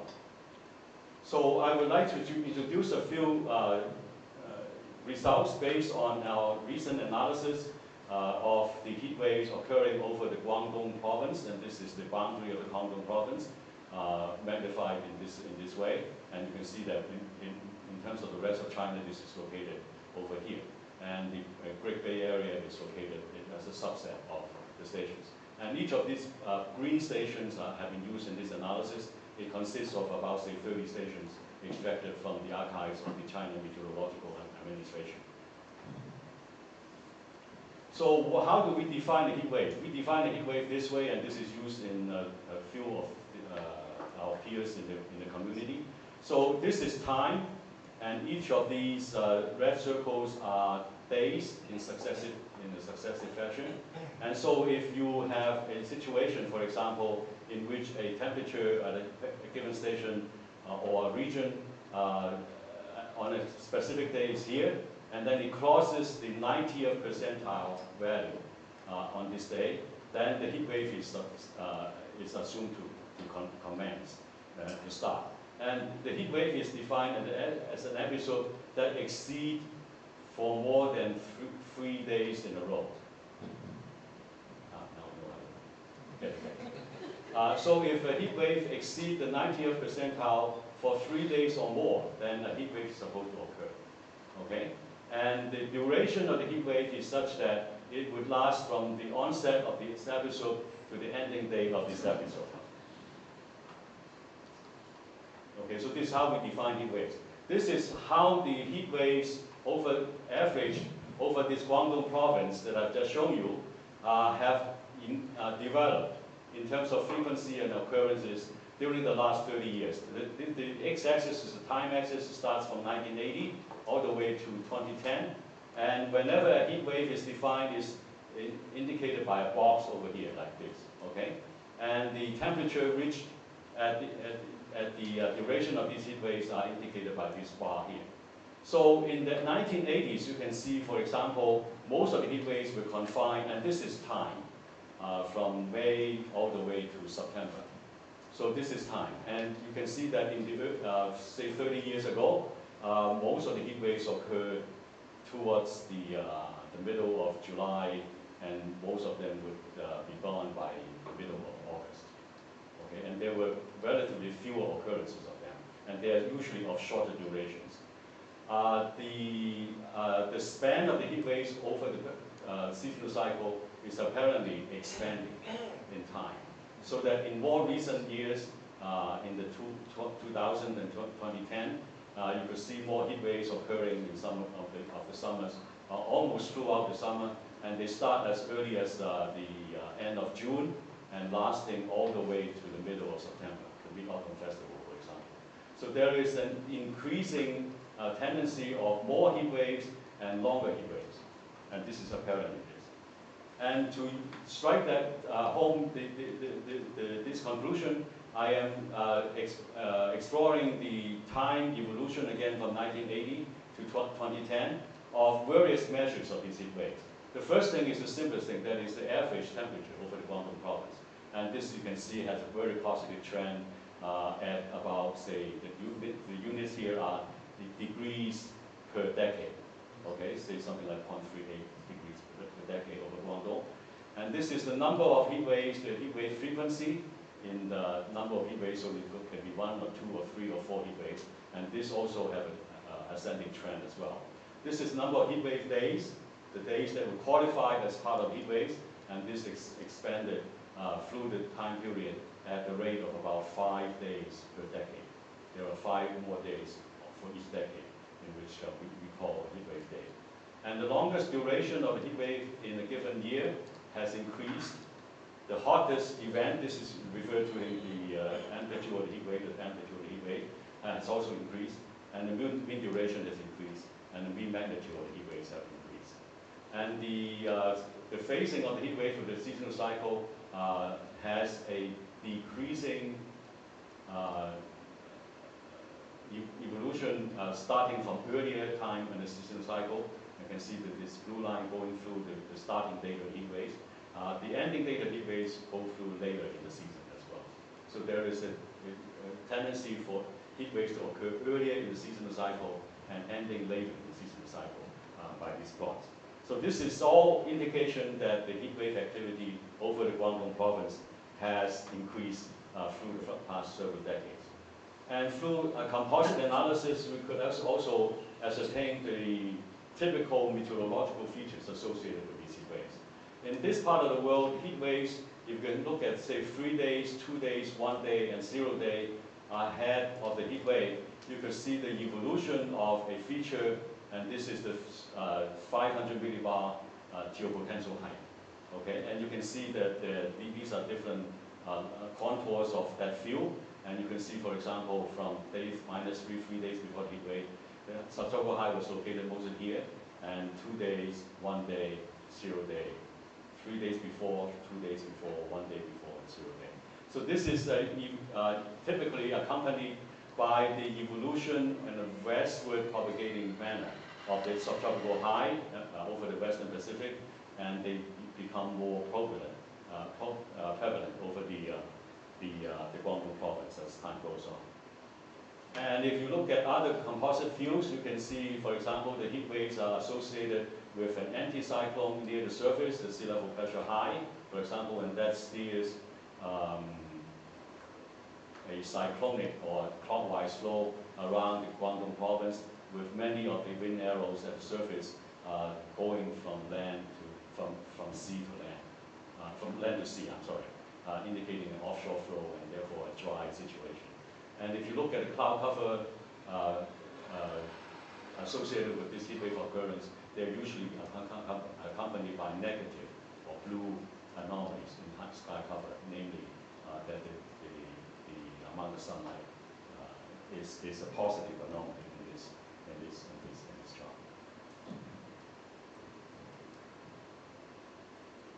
Okay, so the last point I'd like to make is the effect of urbanization on the heat waves. So these are the available stations in the southern part of China, indicated in yellow dots. Some of these stations are associated with urban areas, which are indicated by the red, and these are defined by the concentration of population. So we basically can define buffer areas around urban centers, which are indicated by these pink circles around the cities. And this we will refer to as the urban stations. And then away from the urban stations, if they are sufficiently close to the urban centers, but not falling within the buffer zone, we are calling this the paired rural stations. So these are like the twin brothers of the urban stations, okay? Say in terms of, for example, Hong Kong over here, most of these are qualified as urban stations, and then as you get slightly away, but not too far away, as long as it's within 30 to 100 kilometers, we call this the rural stations. We could do the analysis of the temperature trends over these two sets of stations separately. The first one, the red one, is the urban stations, average over urban stations, okay? Plotted as a function of time from 1970 to 2015, and you can see the year-to-year variations of this, and these have an upward trend of about 3 degrees per 100 years. And then if you look at the paired rural stations, stations that are situated between 35 and 100 kilometers from the urban centers, and you get this. The general impression one gets from this is that the rural stations are cooler than the urban stations, which you would expect from urban island effect. But the important thing from this exercise is that the trend of these two curves are also different. The urban stations are 3 degrees warming per 100 years, and the rural stations nearby are only at the rate of 2.2 degrees per 100 years. If you subtract the blue curve from the red curve, this is what you obtain. At the bottom, then, this is the effect of urbanization. You can basically refer it to as that. And that is basically the difference between 3 degrees and 2.2 degrees, or something like 0.8 degrees. Namely, that the urban development, the urbanization, accounts for as much as 30% of the total, which is pretty considerable and in comparison with the greenhouse effect. So with this, I hope I've given you an impression of what we've been doing with heat waves in South China and the usage of models to first test certain ideas about distributions, probability-wise, of the temperature data, and also the possibility of using this and applying it to other variables besides temperature as well. Thank you very much.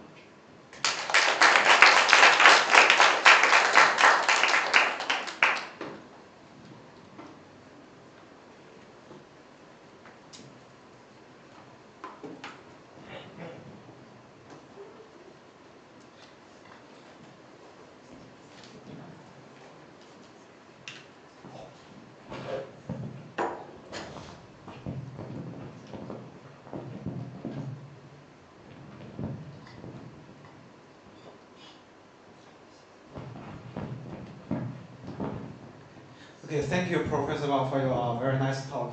Next, we have Professor Yunsong Yim. Yunsong is from HKUST. She is working in the Division of Environment and Sustainability and the Department of Civil and Environmental Engineering. So she is going to tell us about the occurrence of deadly heat waves.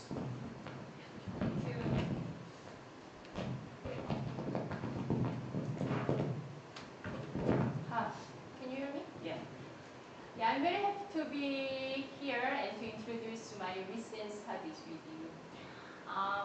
Today I'm going to talk about ubiquitous rising of deadly heat wave under global warming based on the regional climate model simulations. As we learned from previous talks, we are pretty sure that the risk of heat stress will continue to go up along with the rising temperature under global warming. But the matter is where and how severely it is likely to occur beyond our adaptation. So, for preparing this slide, I'm trying to search for I'm just trying to search for in the internet the deadly heat wave that occurs in this year, only this year, 2018 summer season. And we can see clearly the record-breaking heat wave, marked with red color in this map, have swept across much of northern hemisphere. It's not a matter of some small limited area or particular country. And also the impact in terms of toll of the casualty is actually devastating. For example, even very developed country in Japan, more than 100 people were killed due to heat wave. So we are really wondering, in the future, such a heat wave, how much more it will become severe and frequent under global warming. So in this talk, I would like to introduce the future projections of extreme heat waves over these 3 regions. For example, the South Asia and Maritime continent and Korean Peninsula based on my recent publications. As Ruby addressed the global climate model is a very important tool for understanding climate behaviors in response to emission forcing greenhouse gases. And global climate model have shown very reasonable performance in simulating current climate on global scale or continental scale. However, global climate model cannot provide very region-specific detailed information due to its coarse resolution. In spite of rapid development of computing power, it's still very difficult to reduce the spatial and temporal resolution up to sufficiently small globally for long-term climate simulation. To overcome this limitation, regional climate model can be a nice solution.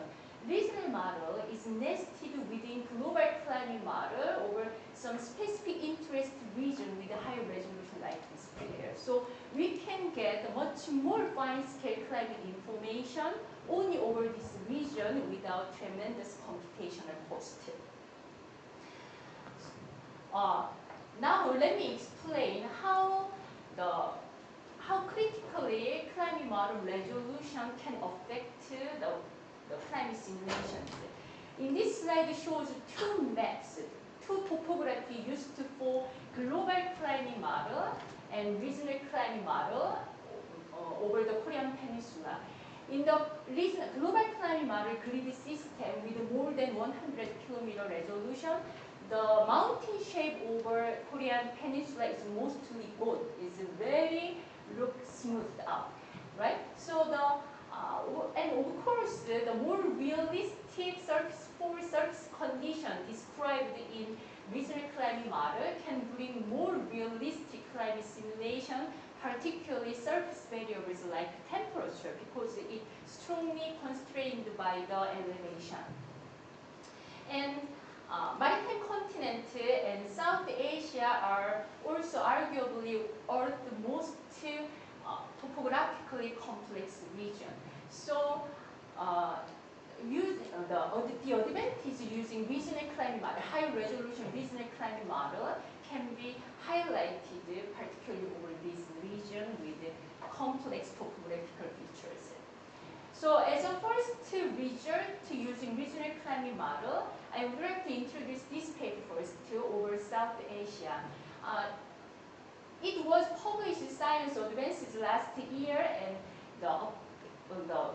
appeared on the cover of August issue, and as soon as it published, it received a lot of attention in the public media as well as science community because it reveals very clearly the very unique risk of heat stress under global warming in South Asia region. For example, the geographical locations worsen to the deadly heat wave along this river basin largely coincide with the location with the very vulnerable human populations in terms of population density and the standard economic condition and agricultural intensity. So there is no doubt such a natural disaster, the consequence can be seriously amplified under such a low level, the social economic conditions. So in this talk, rather than I explain in detail, I would like to introduce a small video clip, only 3 minutes. I make this video clip for the publicity of this study. So it's better, I think.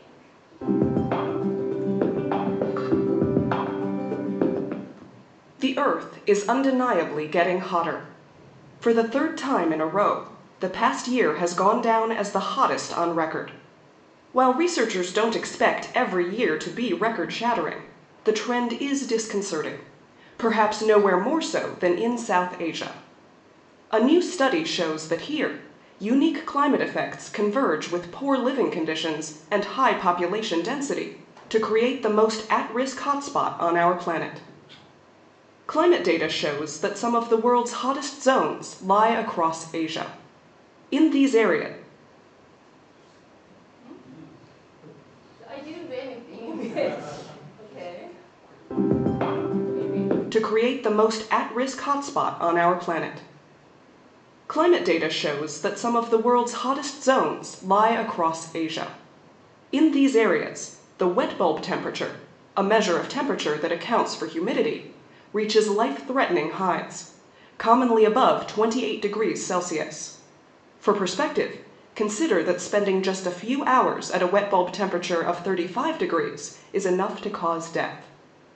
And according to an international team of researchers, this heating trend might only get worse.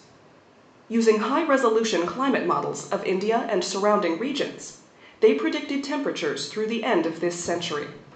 Specifically, they considered two scenarios, one assuming successful mitigation of greenhouse gases, similar to what the Paris Agreement calls for, and the other assuming the current pace of emissions.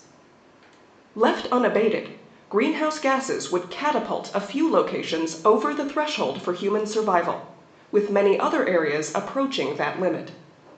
Under the low emissions scenario, the situation is overall less grim. While portions of South Asia are expected to experience dangerous heat waves, with wet bulb temperatures above 31 degrees, no region is projected to top 35 degrees. And the fraction of the population exposed to heat waves above 31 degrees is predicted to be considerably lower, 2% versus 30%. Those results could serve as a cautionary tale regarding greenhouse gas emissions, especially given South Asia's unique demographics. The Indus and Ganges River valleys are home to more than 1 billion people, many of whom are low-income farmers. Constant exposure to outdoor temperatures and limited access to air conditioning make those living here uniquely vulnerable to the effects of heat waves. The positive twist of fate implied by a low-emissions future suggests that it might not be too late to redirect this region's deadly path. But, as a country with growing carbon emissions, India is faced with a difficult choice between supporting rapid economic growth and saving its low-income farmers from unprecedented heat waves. So we are clearly understand how India's Asia will face a very dangerous situation if we continue to emit greenhouse gases as a business as usual scenario. Next, to move to the maritime continent, you can find details from this paper, and here I only introduce one result. This figure shows the land area fraction exposed to dangerous level of wet bubble temperature. In the previous talk, Mr.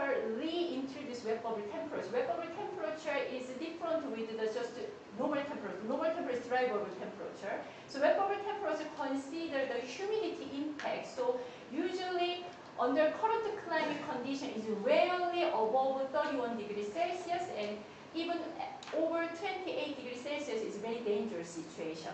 So here, if we see 30 degrees Celsius in the Borneo Island under current climate, only less than 1% of land exposure to the wet bubble temperature of 30 degrees Celsius. But under RCP 8.5 degrees Celsius is over 50% of land will expose to such a dangerous situation. And even 31 degrees Celsius is very rarely happen under current climate. But in the future, even RCP 4.5, even we consider the mitigation effort under such a scenario, so all 4 island region will experience some wet bubble temperature over 31 degrees Celsius. And moving to the Korea region, Korea also shows a very dramatic increase in the consecutive heat wave and tropical night. So it's very bad for, we already very well know that such a consecutive hot days and tropical night is very critically bad for human health. So based on these 3 exemplary studies, we can conclude that global warming really will increase the risk of heat stress, and even though each individual region shows some kind of different behavior, but generally speaking, a lot of places will experience very dangerous level of the risk due to heat stress, and regional climate model can be a very nice or the the useful scientific tool to explore such a future the changes of our climate condition, providing very valuable information. That's all my comment.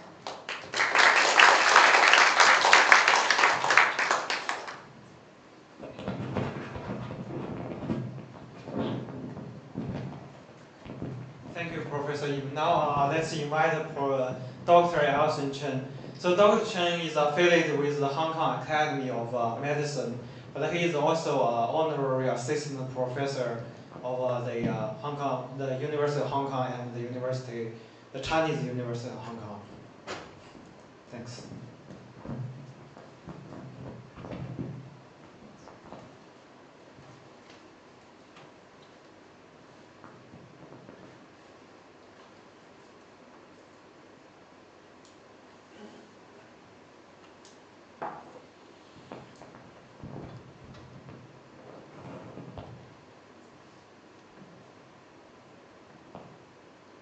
Afternoon. Right. So, it's my pleasure to be here to talk to you about the effect of global warming on biodiversity and human health. I'm a medical doctor, so I will talk on this topic in a physician's perspective. And why I'm here because actually in the past 10 to 20 years, we can observe a different pattern of diseases, especially respiratory diseases, infectious diseases. There are lots of changes related to climate change. Actually, climate change can kill. Global warming can kill in many ways, in addition to heat waves. So, in the following session, I will briefly overview some of the ways that how global warming can kill, how it impacts on our health. Here are some of my professional related roles. I have no conflict of interest to declare related to the topic today. And climate change actually is affecting every one of us. And it is most important. It's the most important global health threat in our century, and it is still perpetuating at an exponential rate. From our local Hong Kong observation, we know that our temperature, our annual mean temperature, is increasing continuously. And from 1988, the trend is even faster. And actually, global warming can cause extreme weather conditions. It promotes air and water pollution. It facilitates disease spread and factor proliferations, as well as reducing the biodiversity in our environment, damaging food chain and food supply. And here is a picture, is a diagram to show that how the impact of climate change can add on human health. There are many various factors. I will highlight some of them, especially relevant to us. If we take a model of climate change model, if there is a continuous emission of carbon dioxide at the rate nowadays, then we are now following actually this red line, this prediction model. And it is predicted that by the end of this century, there will be a 4 to 6 degrees Celsius raise of temperature. And recently, there is a record-breaking temperature recorded in Happy Valley, but it is not mean temperature. It is local, regional data. So it might be related to the urban heat island effect. And we know that actually by an increase of 1 degree Celsius of the daily mean temperature above 28.2 degrees Celsius, actually it is associated with a 1.8% increase in death rate, in the mortality rate. So that is clearly associated. And worst of all, the increase in global warming is not an even picture, as already illustrated. In some area, there will be having higher temperature, but in some area, there will be affected less. So, well, I've seen this picture again. So what I'm going to highlight is that, of course, the mean temperature increase means that there is a wide shift of this bell-shaped distribution. But the problematic thing is that if there is a wide shift of this bell-shaped distribution, we will experience much more hot days in the future. And also, we will experience some days that is extremely hot that we did not experience before. And for those people with chronic diseases, elderly, children, they are particularly vulnerable to this kind of heat wave.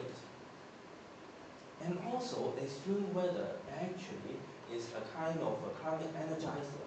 With global warming, more and more energy is put into the atmosphere, so the climate becomes more and more unpredictable.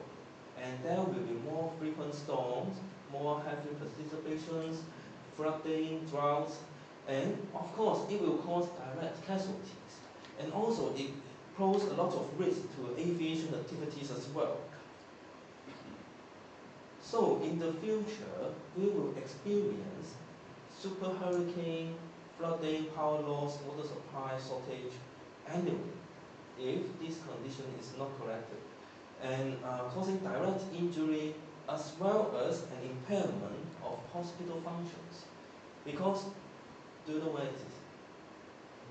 Do you know anybody notice that? This is an area of Manhattan, New York City. Just after a super hurricane, you can see that there is a regional power loss here.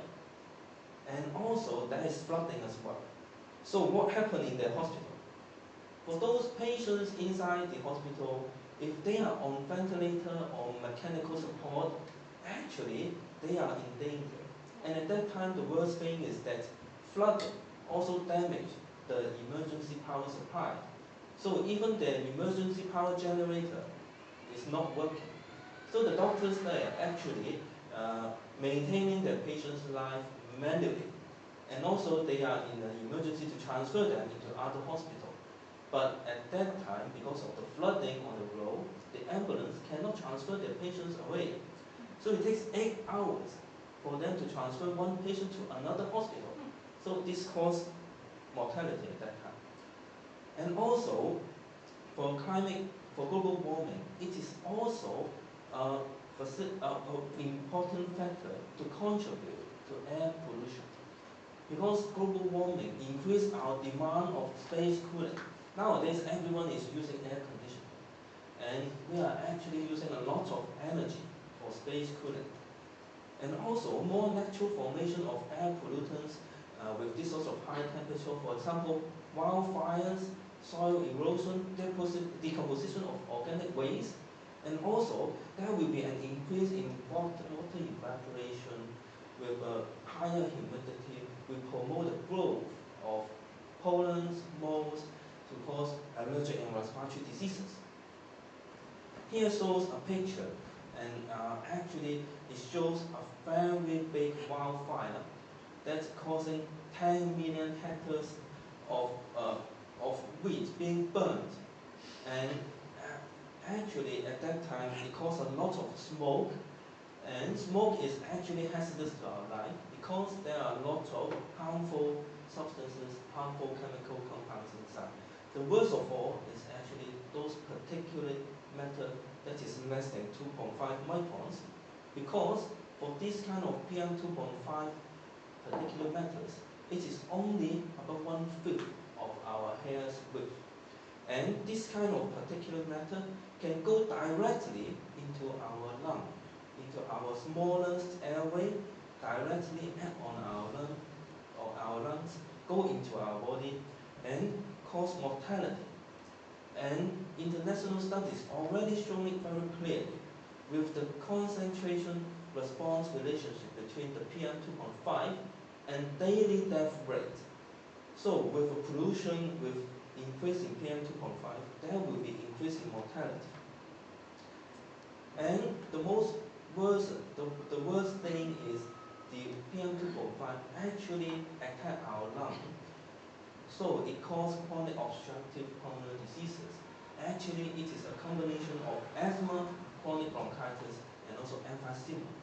So people with these diseases will experience shortness of breath episodic from time to time. So a lot of elderlies nowadays in China and also a lot of elderlies in Hong Kong in the hospital are actually suffering from this condition. And we observe more and more people suffering from this. And just for an example, in 2013, 5.5 million deaths can be accounted for by air pollution alone. That is 10% death worldwide in that year. Besides air pollution, global warming actually is causing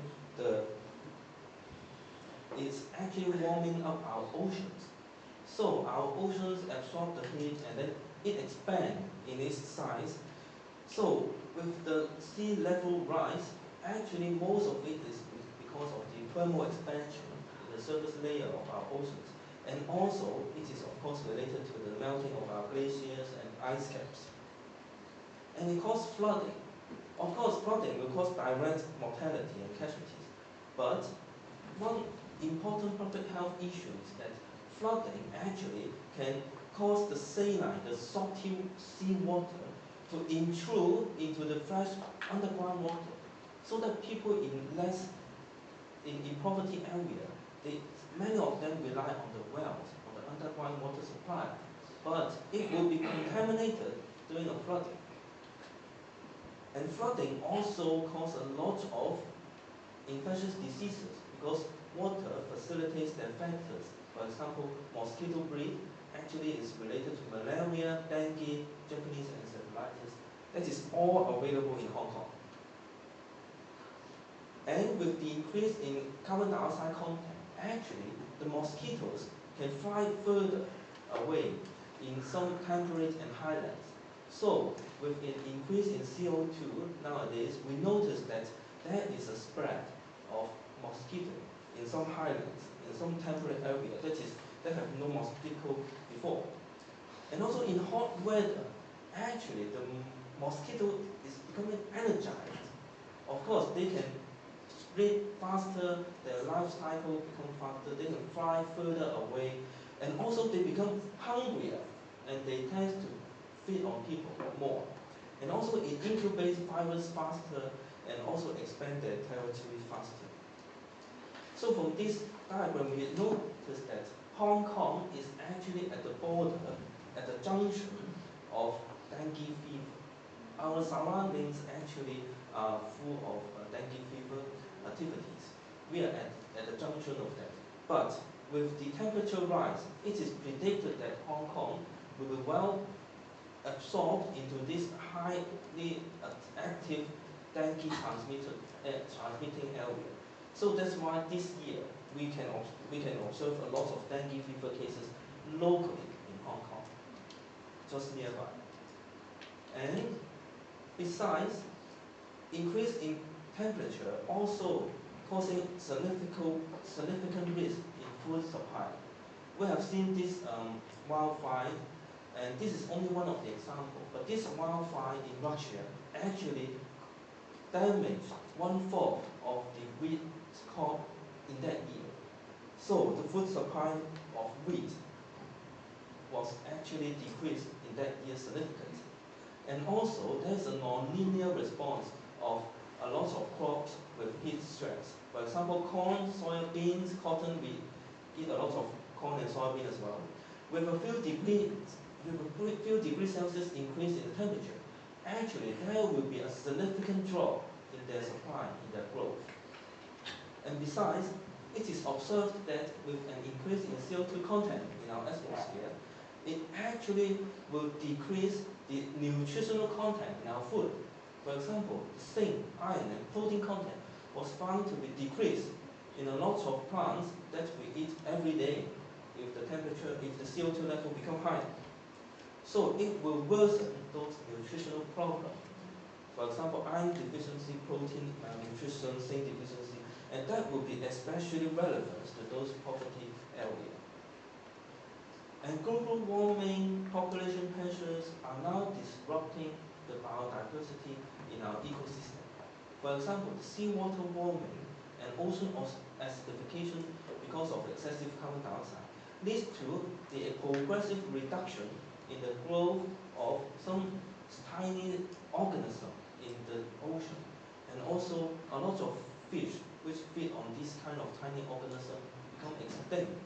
So it increased the size of oceanic dead zones and also influenced the food chain.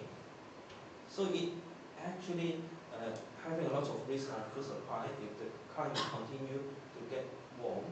And also, it is noticed that in the last few decades, urban residents have a significant higher allergic diseases. So we published a paper just a few months ago in Hong Kong Medical Journal to actually summarize the effect of global warming on allergic diseases. But actually, this is only one of the examples, because actually global warming is actually associated with all of the non-communicable diseases. Because with the loss of biodiversity, we are getting exposed to less and less microbiome, because 99% of the bacteria in our surroundings are helpful, are actually beneficial to our health. But with increase in temperature, actually the biodiversity will become less, and we will be exposed to less and less beneficial organisms.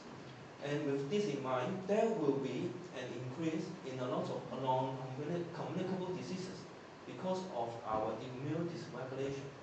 That will cause cancer, obesity, diabetes, heart disease, stroke, and also associated with asthma, allergic disorders, and also mental health as well. So actually our health is related, closely related to our Mother Earth. So if our Mother Earth is sick, global warming is destroying, is polluting the environment, is degrading the air and water, then our health will be affected, and we will be at risk in many ways. So recently there are quite a lot of advocacy concerning about the climate mitigation, and these are some of the examples.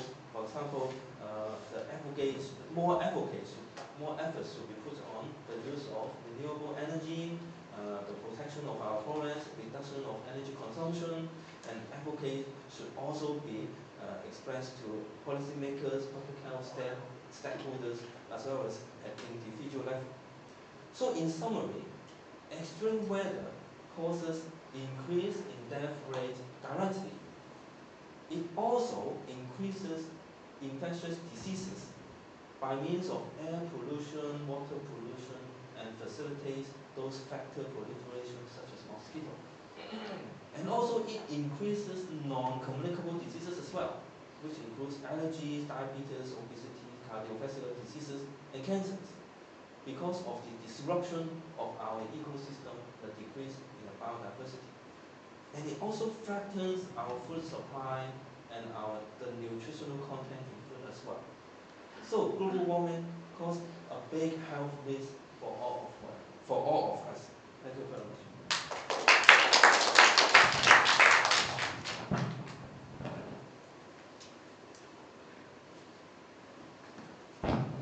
Okay, thank you, Professor Chen, Dr. Chen, for your wonderful talk. It's a very interesting topic, and all of us have not maybe get involved too much.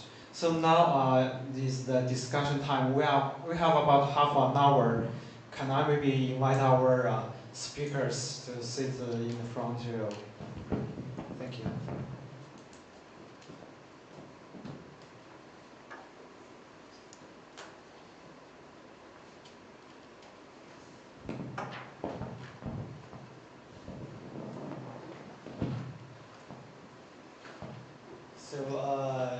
So can feel free to ask any questions. We have very interesting topics covered by our speakers. Thank you very much for the talk. I don't need a mic. We should be all right. We want to record the discussion. Thank you. Thank you very much indeed. well, firstly, I'd like to kick off the questions by how would you, well, from among the panels, how would you exactly or technically define, the death rate, caused by, the heat wave or extreme weather? Because it will lead me into the second questions that how would you able to determine the death rates that you have mentioned in your presentation among the three speakers that, they are generically related to the extreme weathers or the death or the heat waves. Obviously, I do believe that, the extreme weathers will cause, adverse, health impacts. But are we able to determine all these figures are to be, generic or technically sound in the first place? Thank you very much indeed. Thank you for the question. Thank you for the question. For the death rate, I think the simplest way to quantify or define the association with global warming is that there are quite a lot of studies. They use the format of time series. For example, if there is an increase in temperature in that year, or if there is a heat wave during that month or that period, so in a predefined period of time, there is an increase of temperature.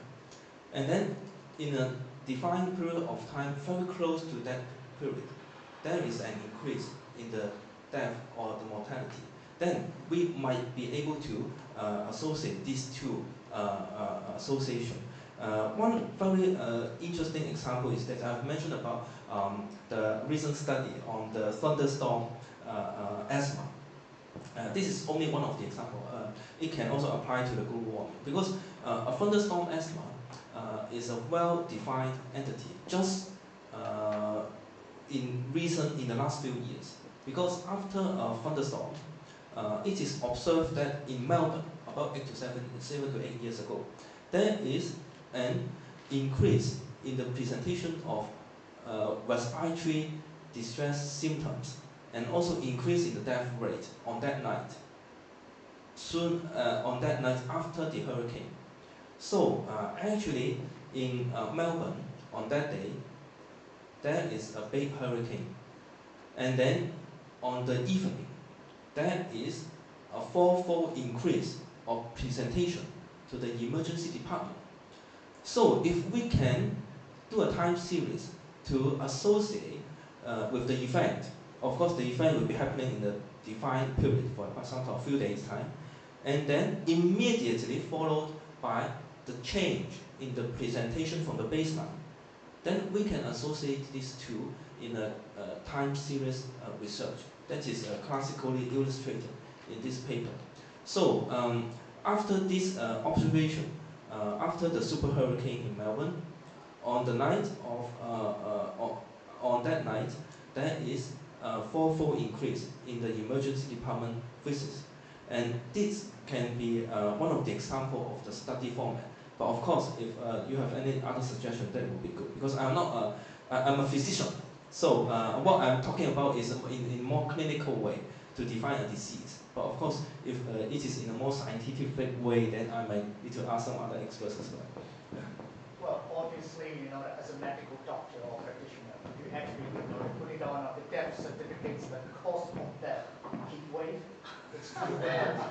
Now, of course, we cannot put heat wave. Exactly. Heat wave will cause, I have illustrated, heat wave will cause the pulmonary disease, asthmatic attack, stroke, or many diseases. Of course, but if we want to find the exact relationship, so what I'm suggesting is a time series. For example, if there's something happen, the heat wave, after the increase in temperature in a defined period, and then there is an increase in the presentation in a particular disease, then we can have the association of the two. And if this can be repeated around the world, besides Hong Kong, actually it is observed around the world as well, then we can well define this kind of heat wave or increase in temperature leading to disease presentation. Well, fair enough. Yeah. So, my second question was actually, how could you relate all those, the death rates you have quoted in the presentations are actually related. Are we all based on, consent, definitions that these are actually killed by the extreme weather? Because we have to be cautious about, us being, professionals, that we should not be over-exaggerated, on using, the extreme weather as a cause of, increments in death rates and whatsoever. So I'm quite sure you must have some sort of basis that you are able to, to define that in your presentation. Even in layman terms. Yes. For example, I've quoted one of the data about the increase in mortality rate, the death rate, about 1.8% for every degree Celsius increase in the temperature. And actually, this kind of study was done locally in Hong Kong. But besides Hong Kong, actually in Harvard Medical School, in the Harvard Medical School of Public Health, they also published a similar findings of an increase in mortality rate of about 2% after an increase in the mean temperature. So if we can find similar findings in different areas, I think the association will be quite strong. Any further questions? What is the contribution of air pollution to heat wave? The contribution of air pollution to the heat wave. Maybe do you want to answer this? Yeah, thank you for the question. I'm not an expert in that, but the air pollution in the form of aerosols, for example, would affect the radiative transfer in the atmosphere. Okay, and some of these could be leading to further heating of the atmosphere, and therefore contribute to heat wave formation.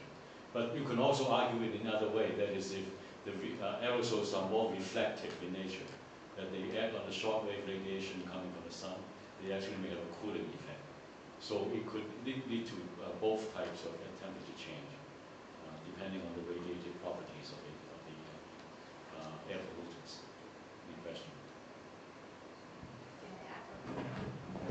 Yeah, I'm not also expert to air pollution, but based on the common sense, maybe heat wave can worsen the air pollution, because the heat wave condition usually stationary is become stronger, and the anticyclonic circulation is become stronger. So heat wave is more well-known. Heat wave will make worse the air pollution, but the opposite way I cannot answer is clearly. And I think it also relates to the photochemical reactions in the atmosphere that are stronger under higher temperatures. So that things like ozone formation or particulate matter formation, like PM2.5, is elevated. I don't know the numbers, but these kind of reactions intensify in the atmosphere if there's higher temperature. But I guess this kind of reduced turbulence or less wind and distribution of air pollutants is even stronger the effect, or combined effect probably. Yeah, actually I agree. You're right, because at a higher temperature, the chemical change, the formation of ozone and a lot of harmful particles become faster. And also, I've also mentioned about the natural formation of wildfires. In higher temperature, there will be increase in the frequency of wildfire in many areas. And this kind of fire will cause a lot of smoke formation and cause a lot of harmful particulate matters in the air.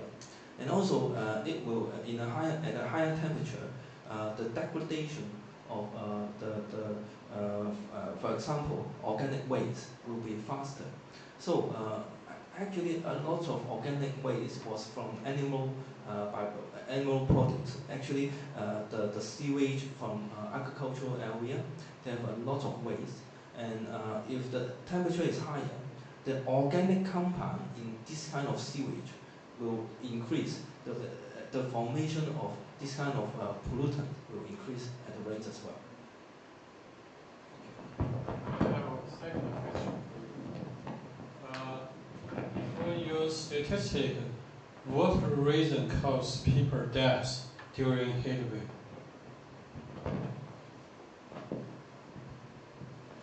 Excuse me, you mean that what is the statistics of a heat wave and what disease causes people death right. During a heat wave? Yes. Yes, for during a heat wave, for patients with chronic diseases, for example, the chronic obstructive airway diseases, they might be the first patient to die. Because for patients nowadays, quite a lot of people actually their lung is already damaged. And many of them, they need oxygen supply continuously to maintain their life.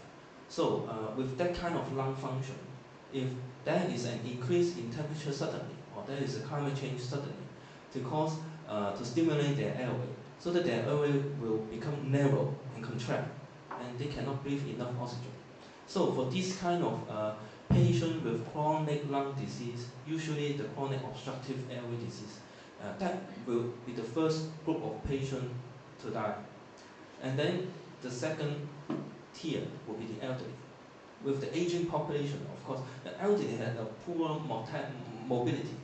So, and also they maybe have a poor resource as well. So in many areas, the elderly is not doing well during heat waves. So more elderly will die because they have poor access to help, and also they have poor also they have a poor general status at the start.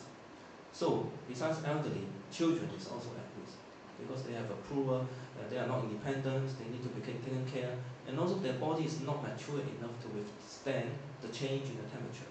So people with chronic diseases, especially the lung disease, elderly, and also children are those at risk group during heat wave. Some more questions? Hello, I have a question for the professors. Recently I have read some papers about they all talk about how do the heat wave occur, like the net radiation anomalies, land and atmospheric interaction, or rainfall deficits. But I want to know is that how do the heat wave vanish? How do the heat wave become weak? Become weaker? Yes, that's the question.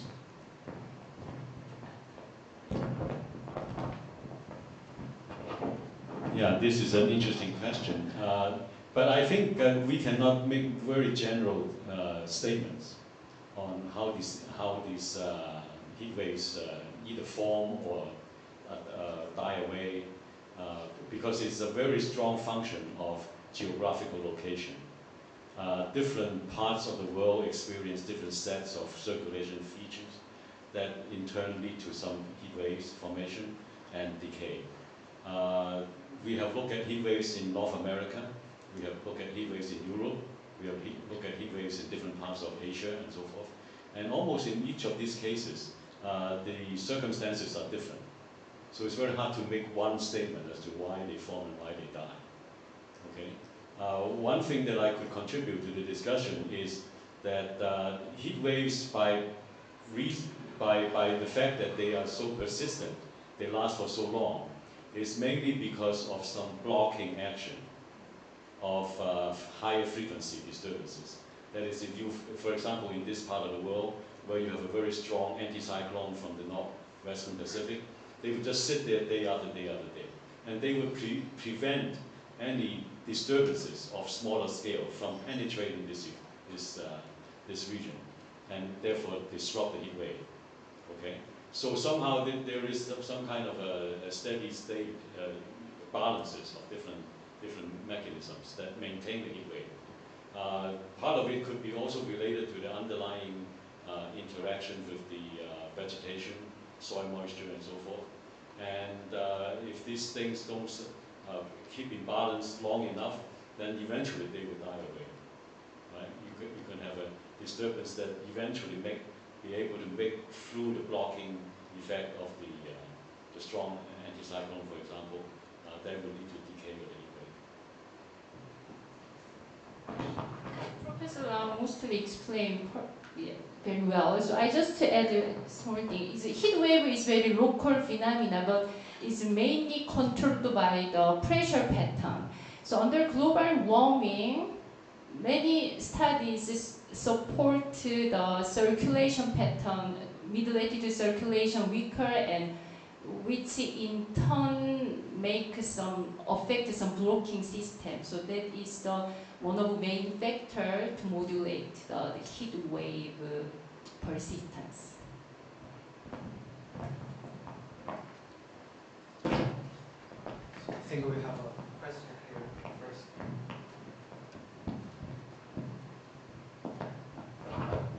Yeah, thanks for the nice talk. And you have mentioned the regional features for the heat wave, and my question is also about the regional features.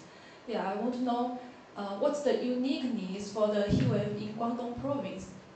As Professor Lau has mentioned the changes of different indicators and the atmosphere circulation and urbanization. Then what's the main difference when compared to other regions such as South Asia, as presented by Professor Yim? Thank you.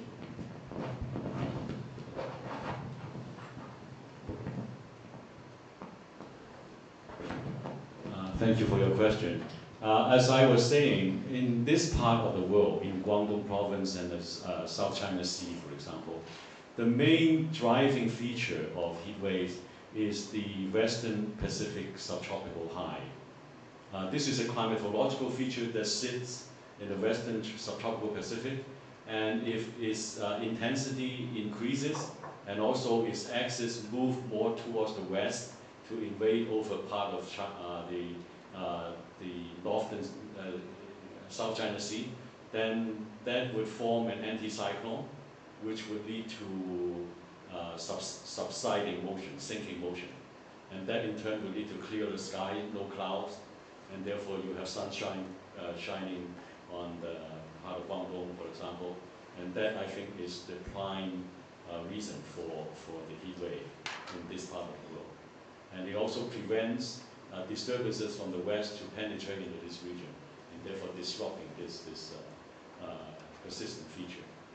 Heat waves in other regions, I think we've seen heat waves in India, for example, that typically occur before the monsoon season, in May or April.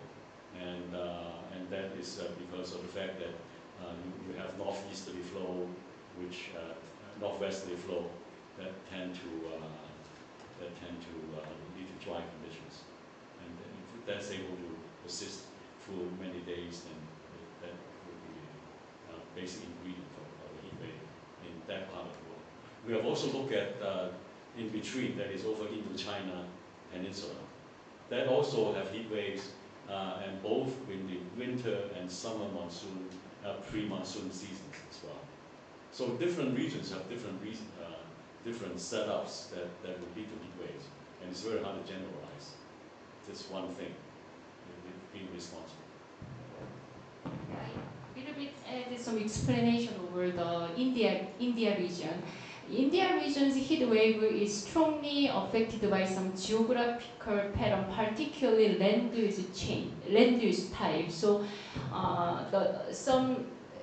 based on my simulation, the severe heat wave occurs mainly along the low-lying basin and irrigation area. So irrigation area is usually provide more moisture from the land to atmosphere. So such a moisture can make heat stress is more worse because the heat stress index, for example, wet bubble temperature and other the moisture temperature are affected strongly, so moisture amount as well. So such a land use type and the low-lying geographical pattern strongly affect some heat stress along the India region based on my simulation. I just thought of one more thing. So far we have been looking at monsoon regions, okay? But in mid-latitudes there are heat waves too. And monsoon don't work there. And there we find that actually some of these very large-scale, planetary scale so-called teleconnection patterns with positive and negative changes in the height field could lead to, in a particular polarity, a certain high feature, high in terms of pressure feature in the middle latitudes. That would in turn lead to some persistence in the flow pattern, and therefore anomalies in temperatures.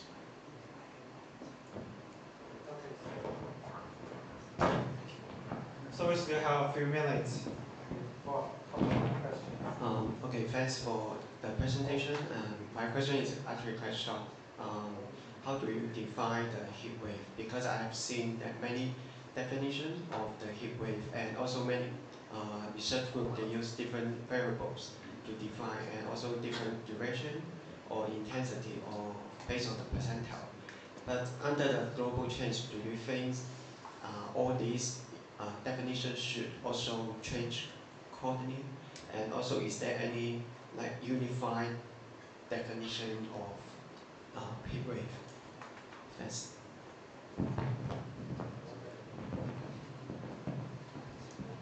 Yeah, this is a problem that has troubled me for a long time. There is no unique definition of heat wave. And in many of our cases, we regard a heat wave as would have started when the temperature or the apparent temperature, which is a measure of both temperature and moisture, exceed a certain level. And in this case, we just take, for example, 90th percentile level. And then as long as you stay above that level, we regard that as being a heat wave. And then it would drop below that level at some point in the future, and the duration of the event would be from the onset to the decay stage. And then, so you would have some flexibility in defining whether you take the 90th percentile or 95th percentile and so forth. And that has to be balanced by the amount of cases you can get with this different criteria. And then whether you need to express that in terms of percentile or in terms of an absolute threshold, such as say 34 degrees or 35 degrees. And people have used that as well. I think the important point is whether these divergent definitions lead to similar conclusions. That is, you can process your data nowadays with a computer very quickly, and you can define heat waves in different ways. And if you arrive at very similar conclusions, then you're comfortable, and the definitions don't matter that much. And it's also dependent on geographical location as well. How you define a heat wave in a monsoon area, in a mid-latitude area, could affect the result as well. So my suggestion is for people interested in researching on this field to just try different ways. And if you end up with similar conclusions after exploring different avenues, then you should feel comfortable with the heat wave definition.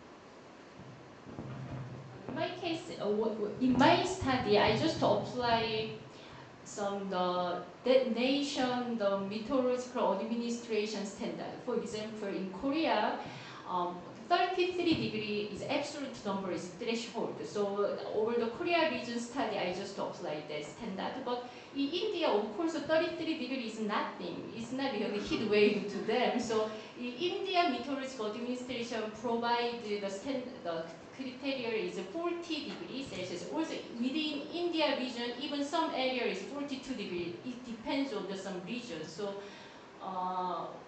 it's straightforward way is just to borrow the nation's meteorological administration standard. That is easiest way.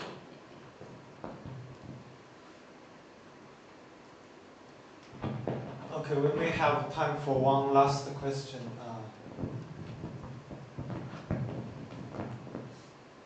Many scientists did a great job in this area for the research. But how can we turn the research result or consolidate of the research result down to different disciplines in the societies, like the engineering, medicals, town plannings, risk assessment? I observe there are many information around, but how is there any, maybe in the United States, is there any society, institution, standard, authority that consolidate all these research results, formulating something like a not a figure, but at least some information for other disciplines to follow or reference when they're doing their jobs? Is there any this direction are being carried out or still rest on the research area?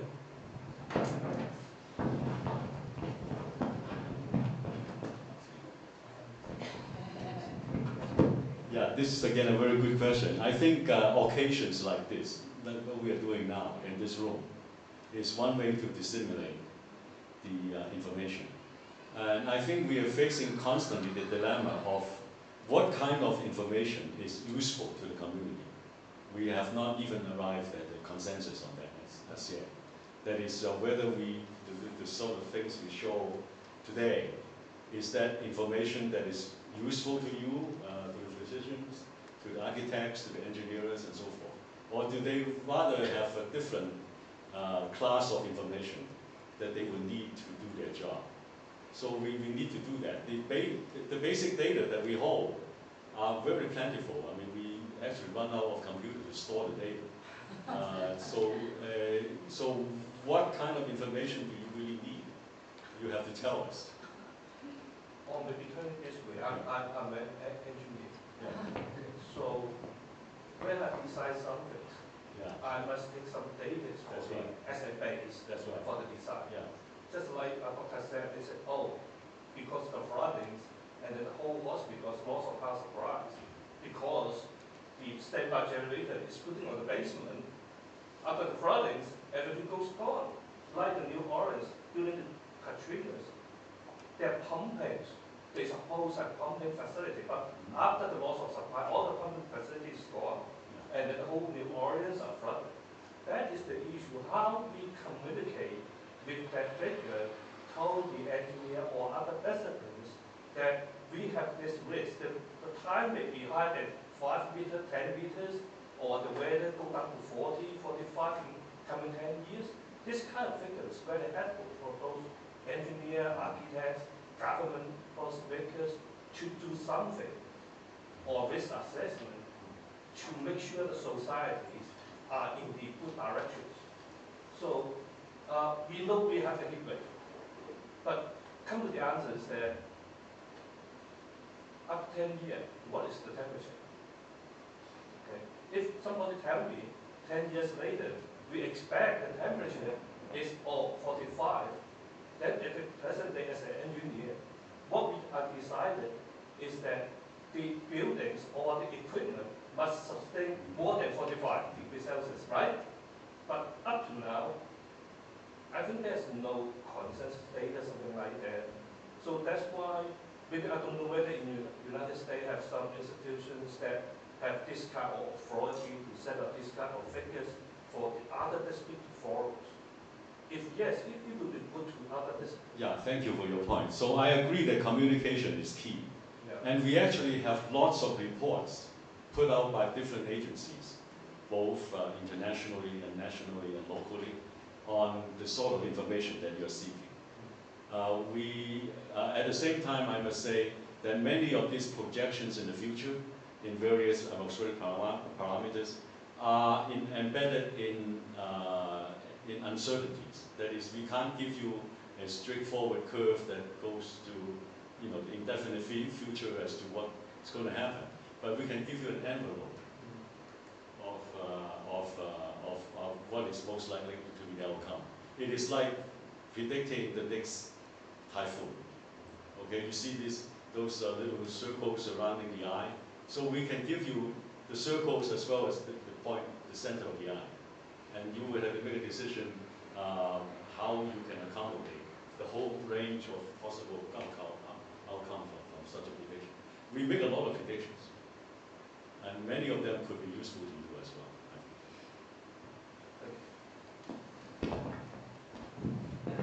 Actually, I think the conference like this is actually playing a very important role.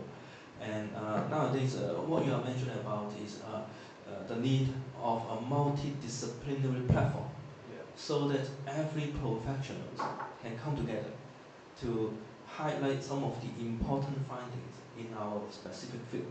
Because nowadays we already illustrate that we have plenty of data in climate change, and also we have plenty of data in human health.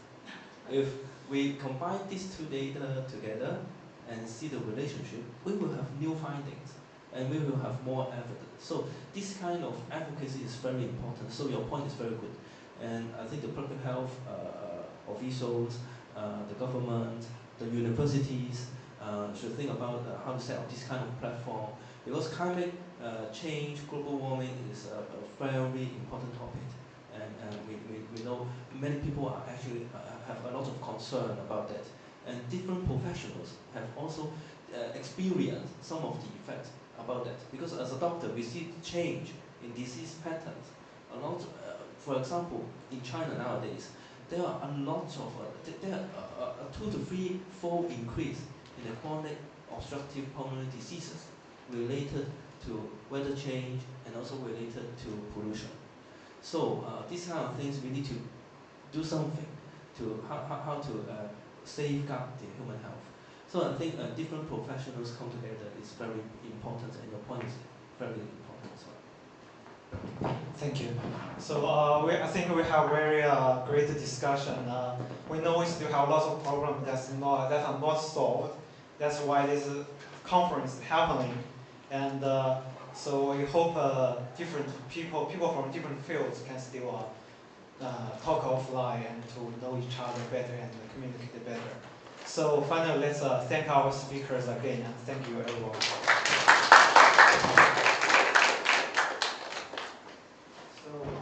So the dinner starts at 6.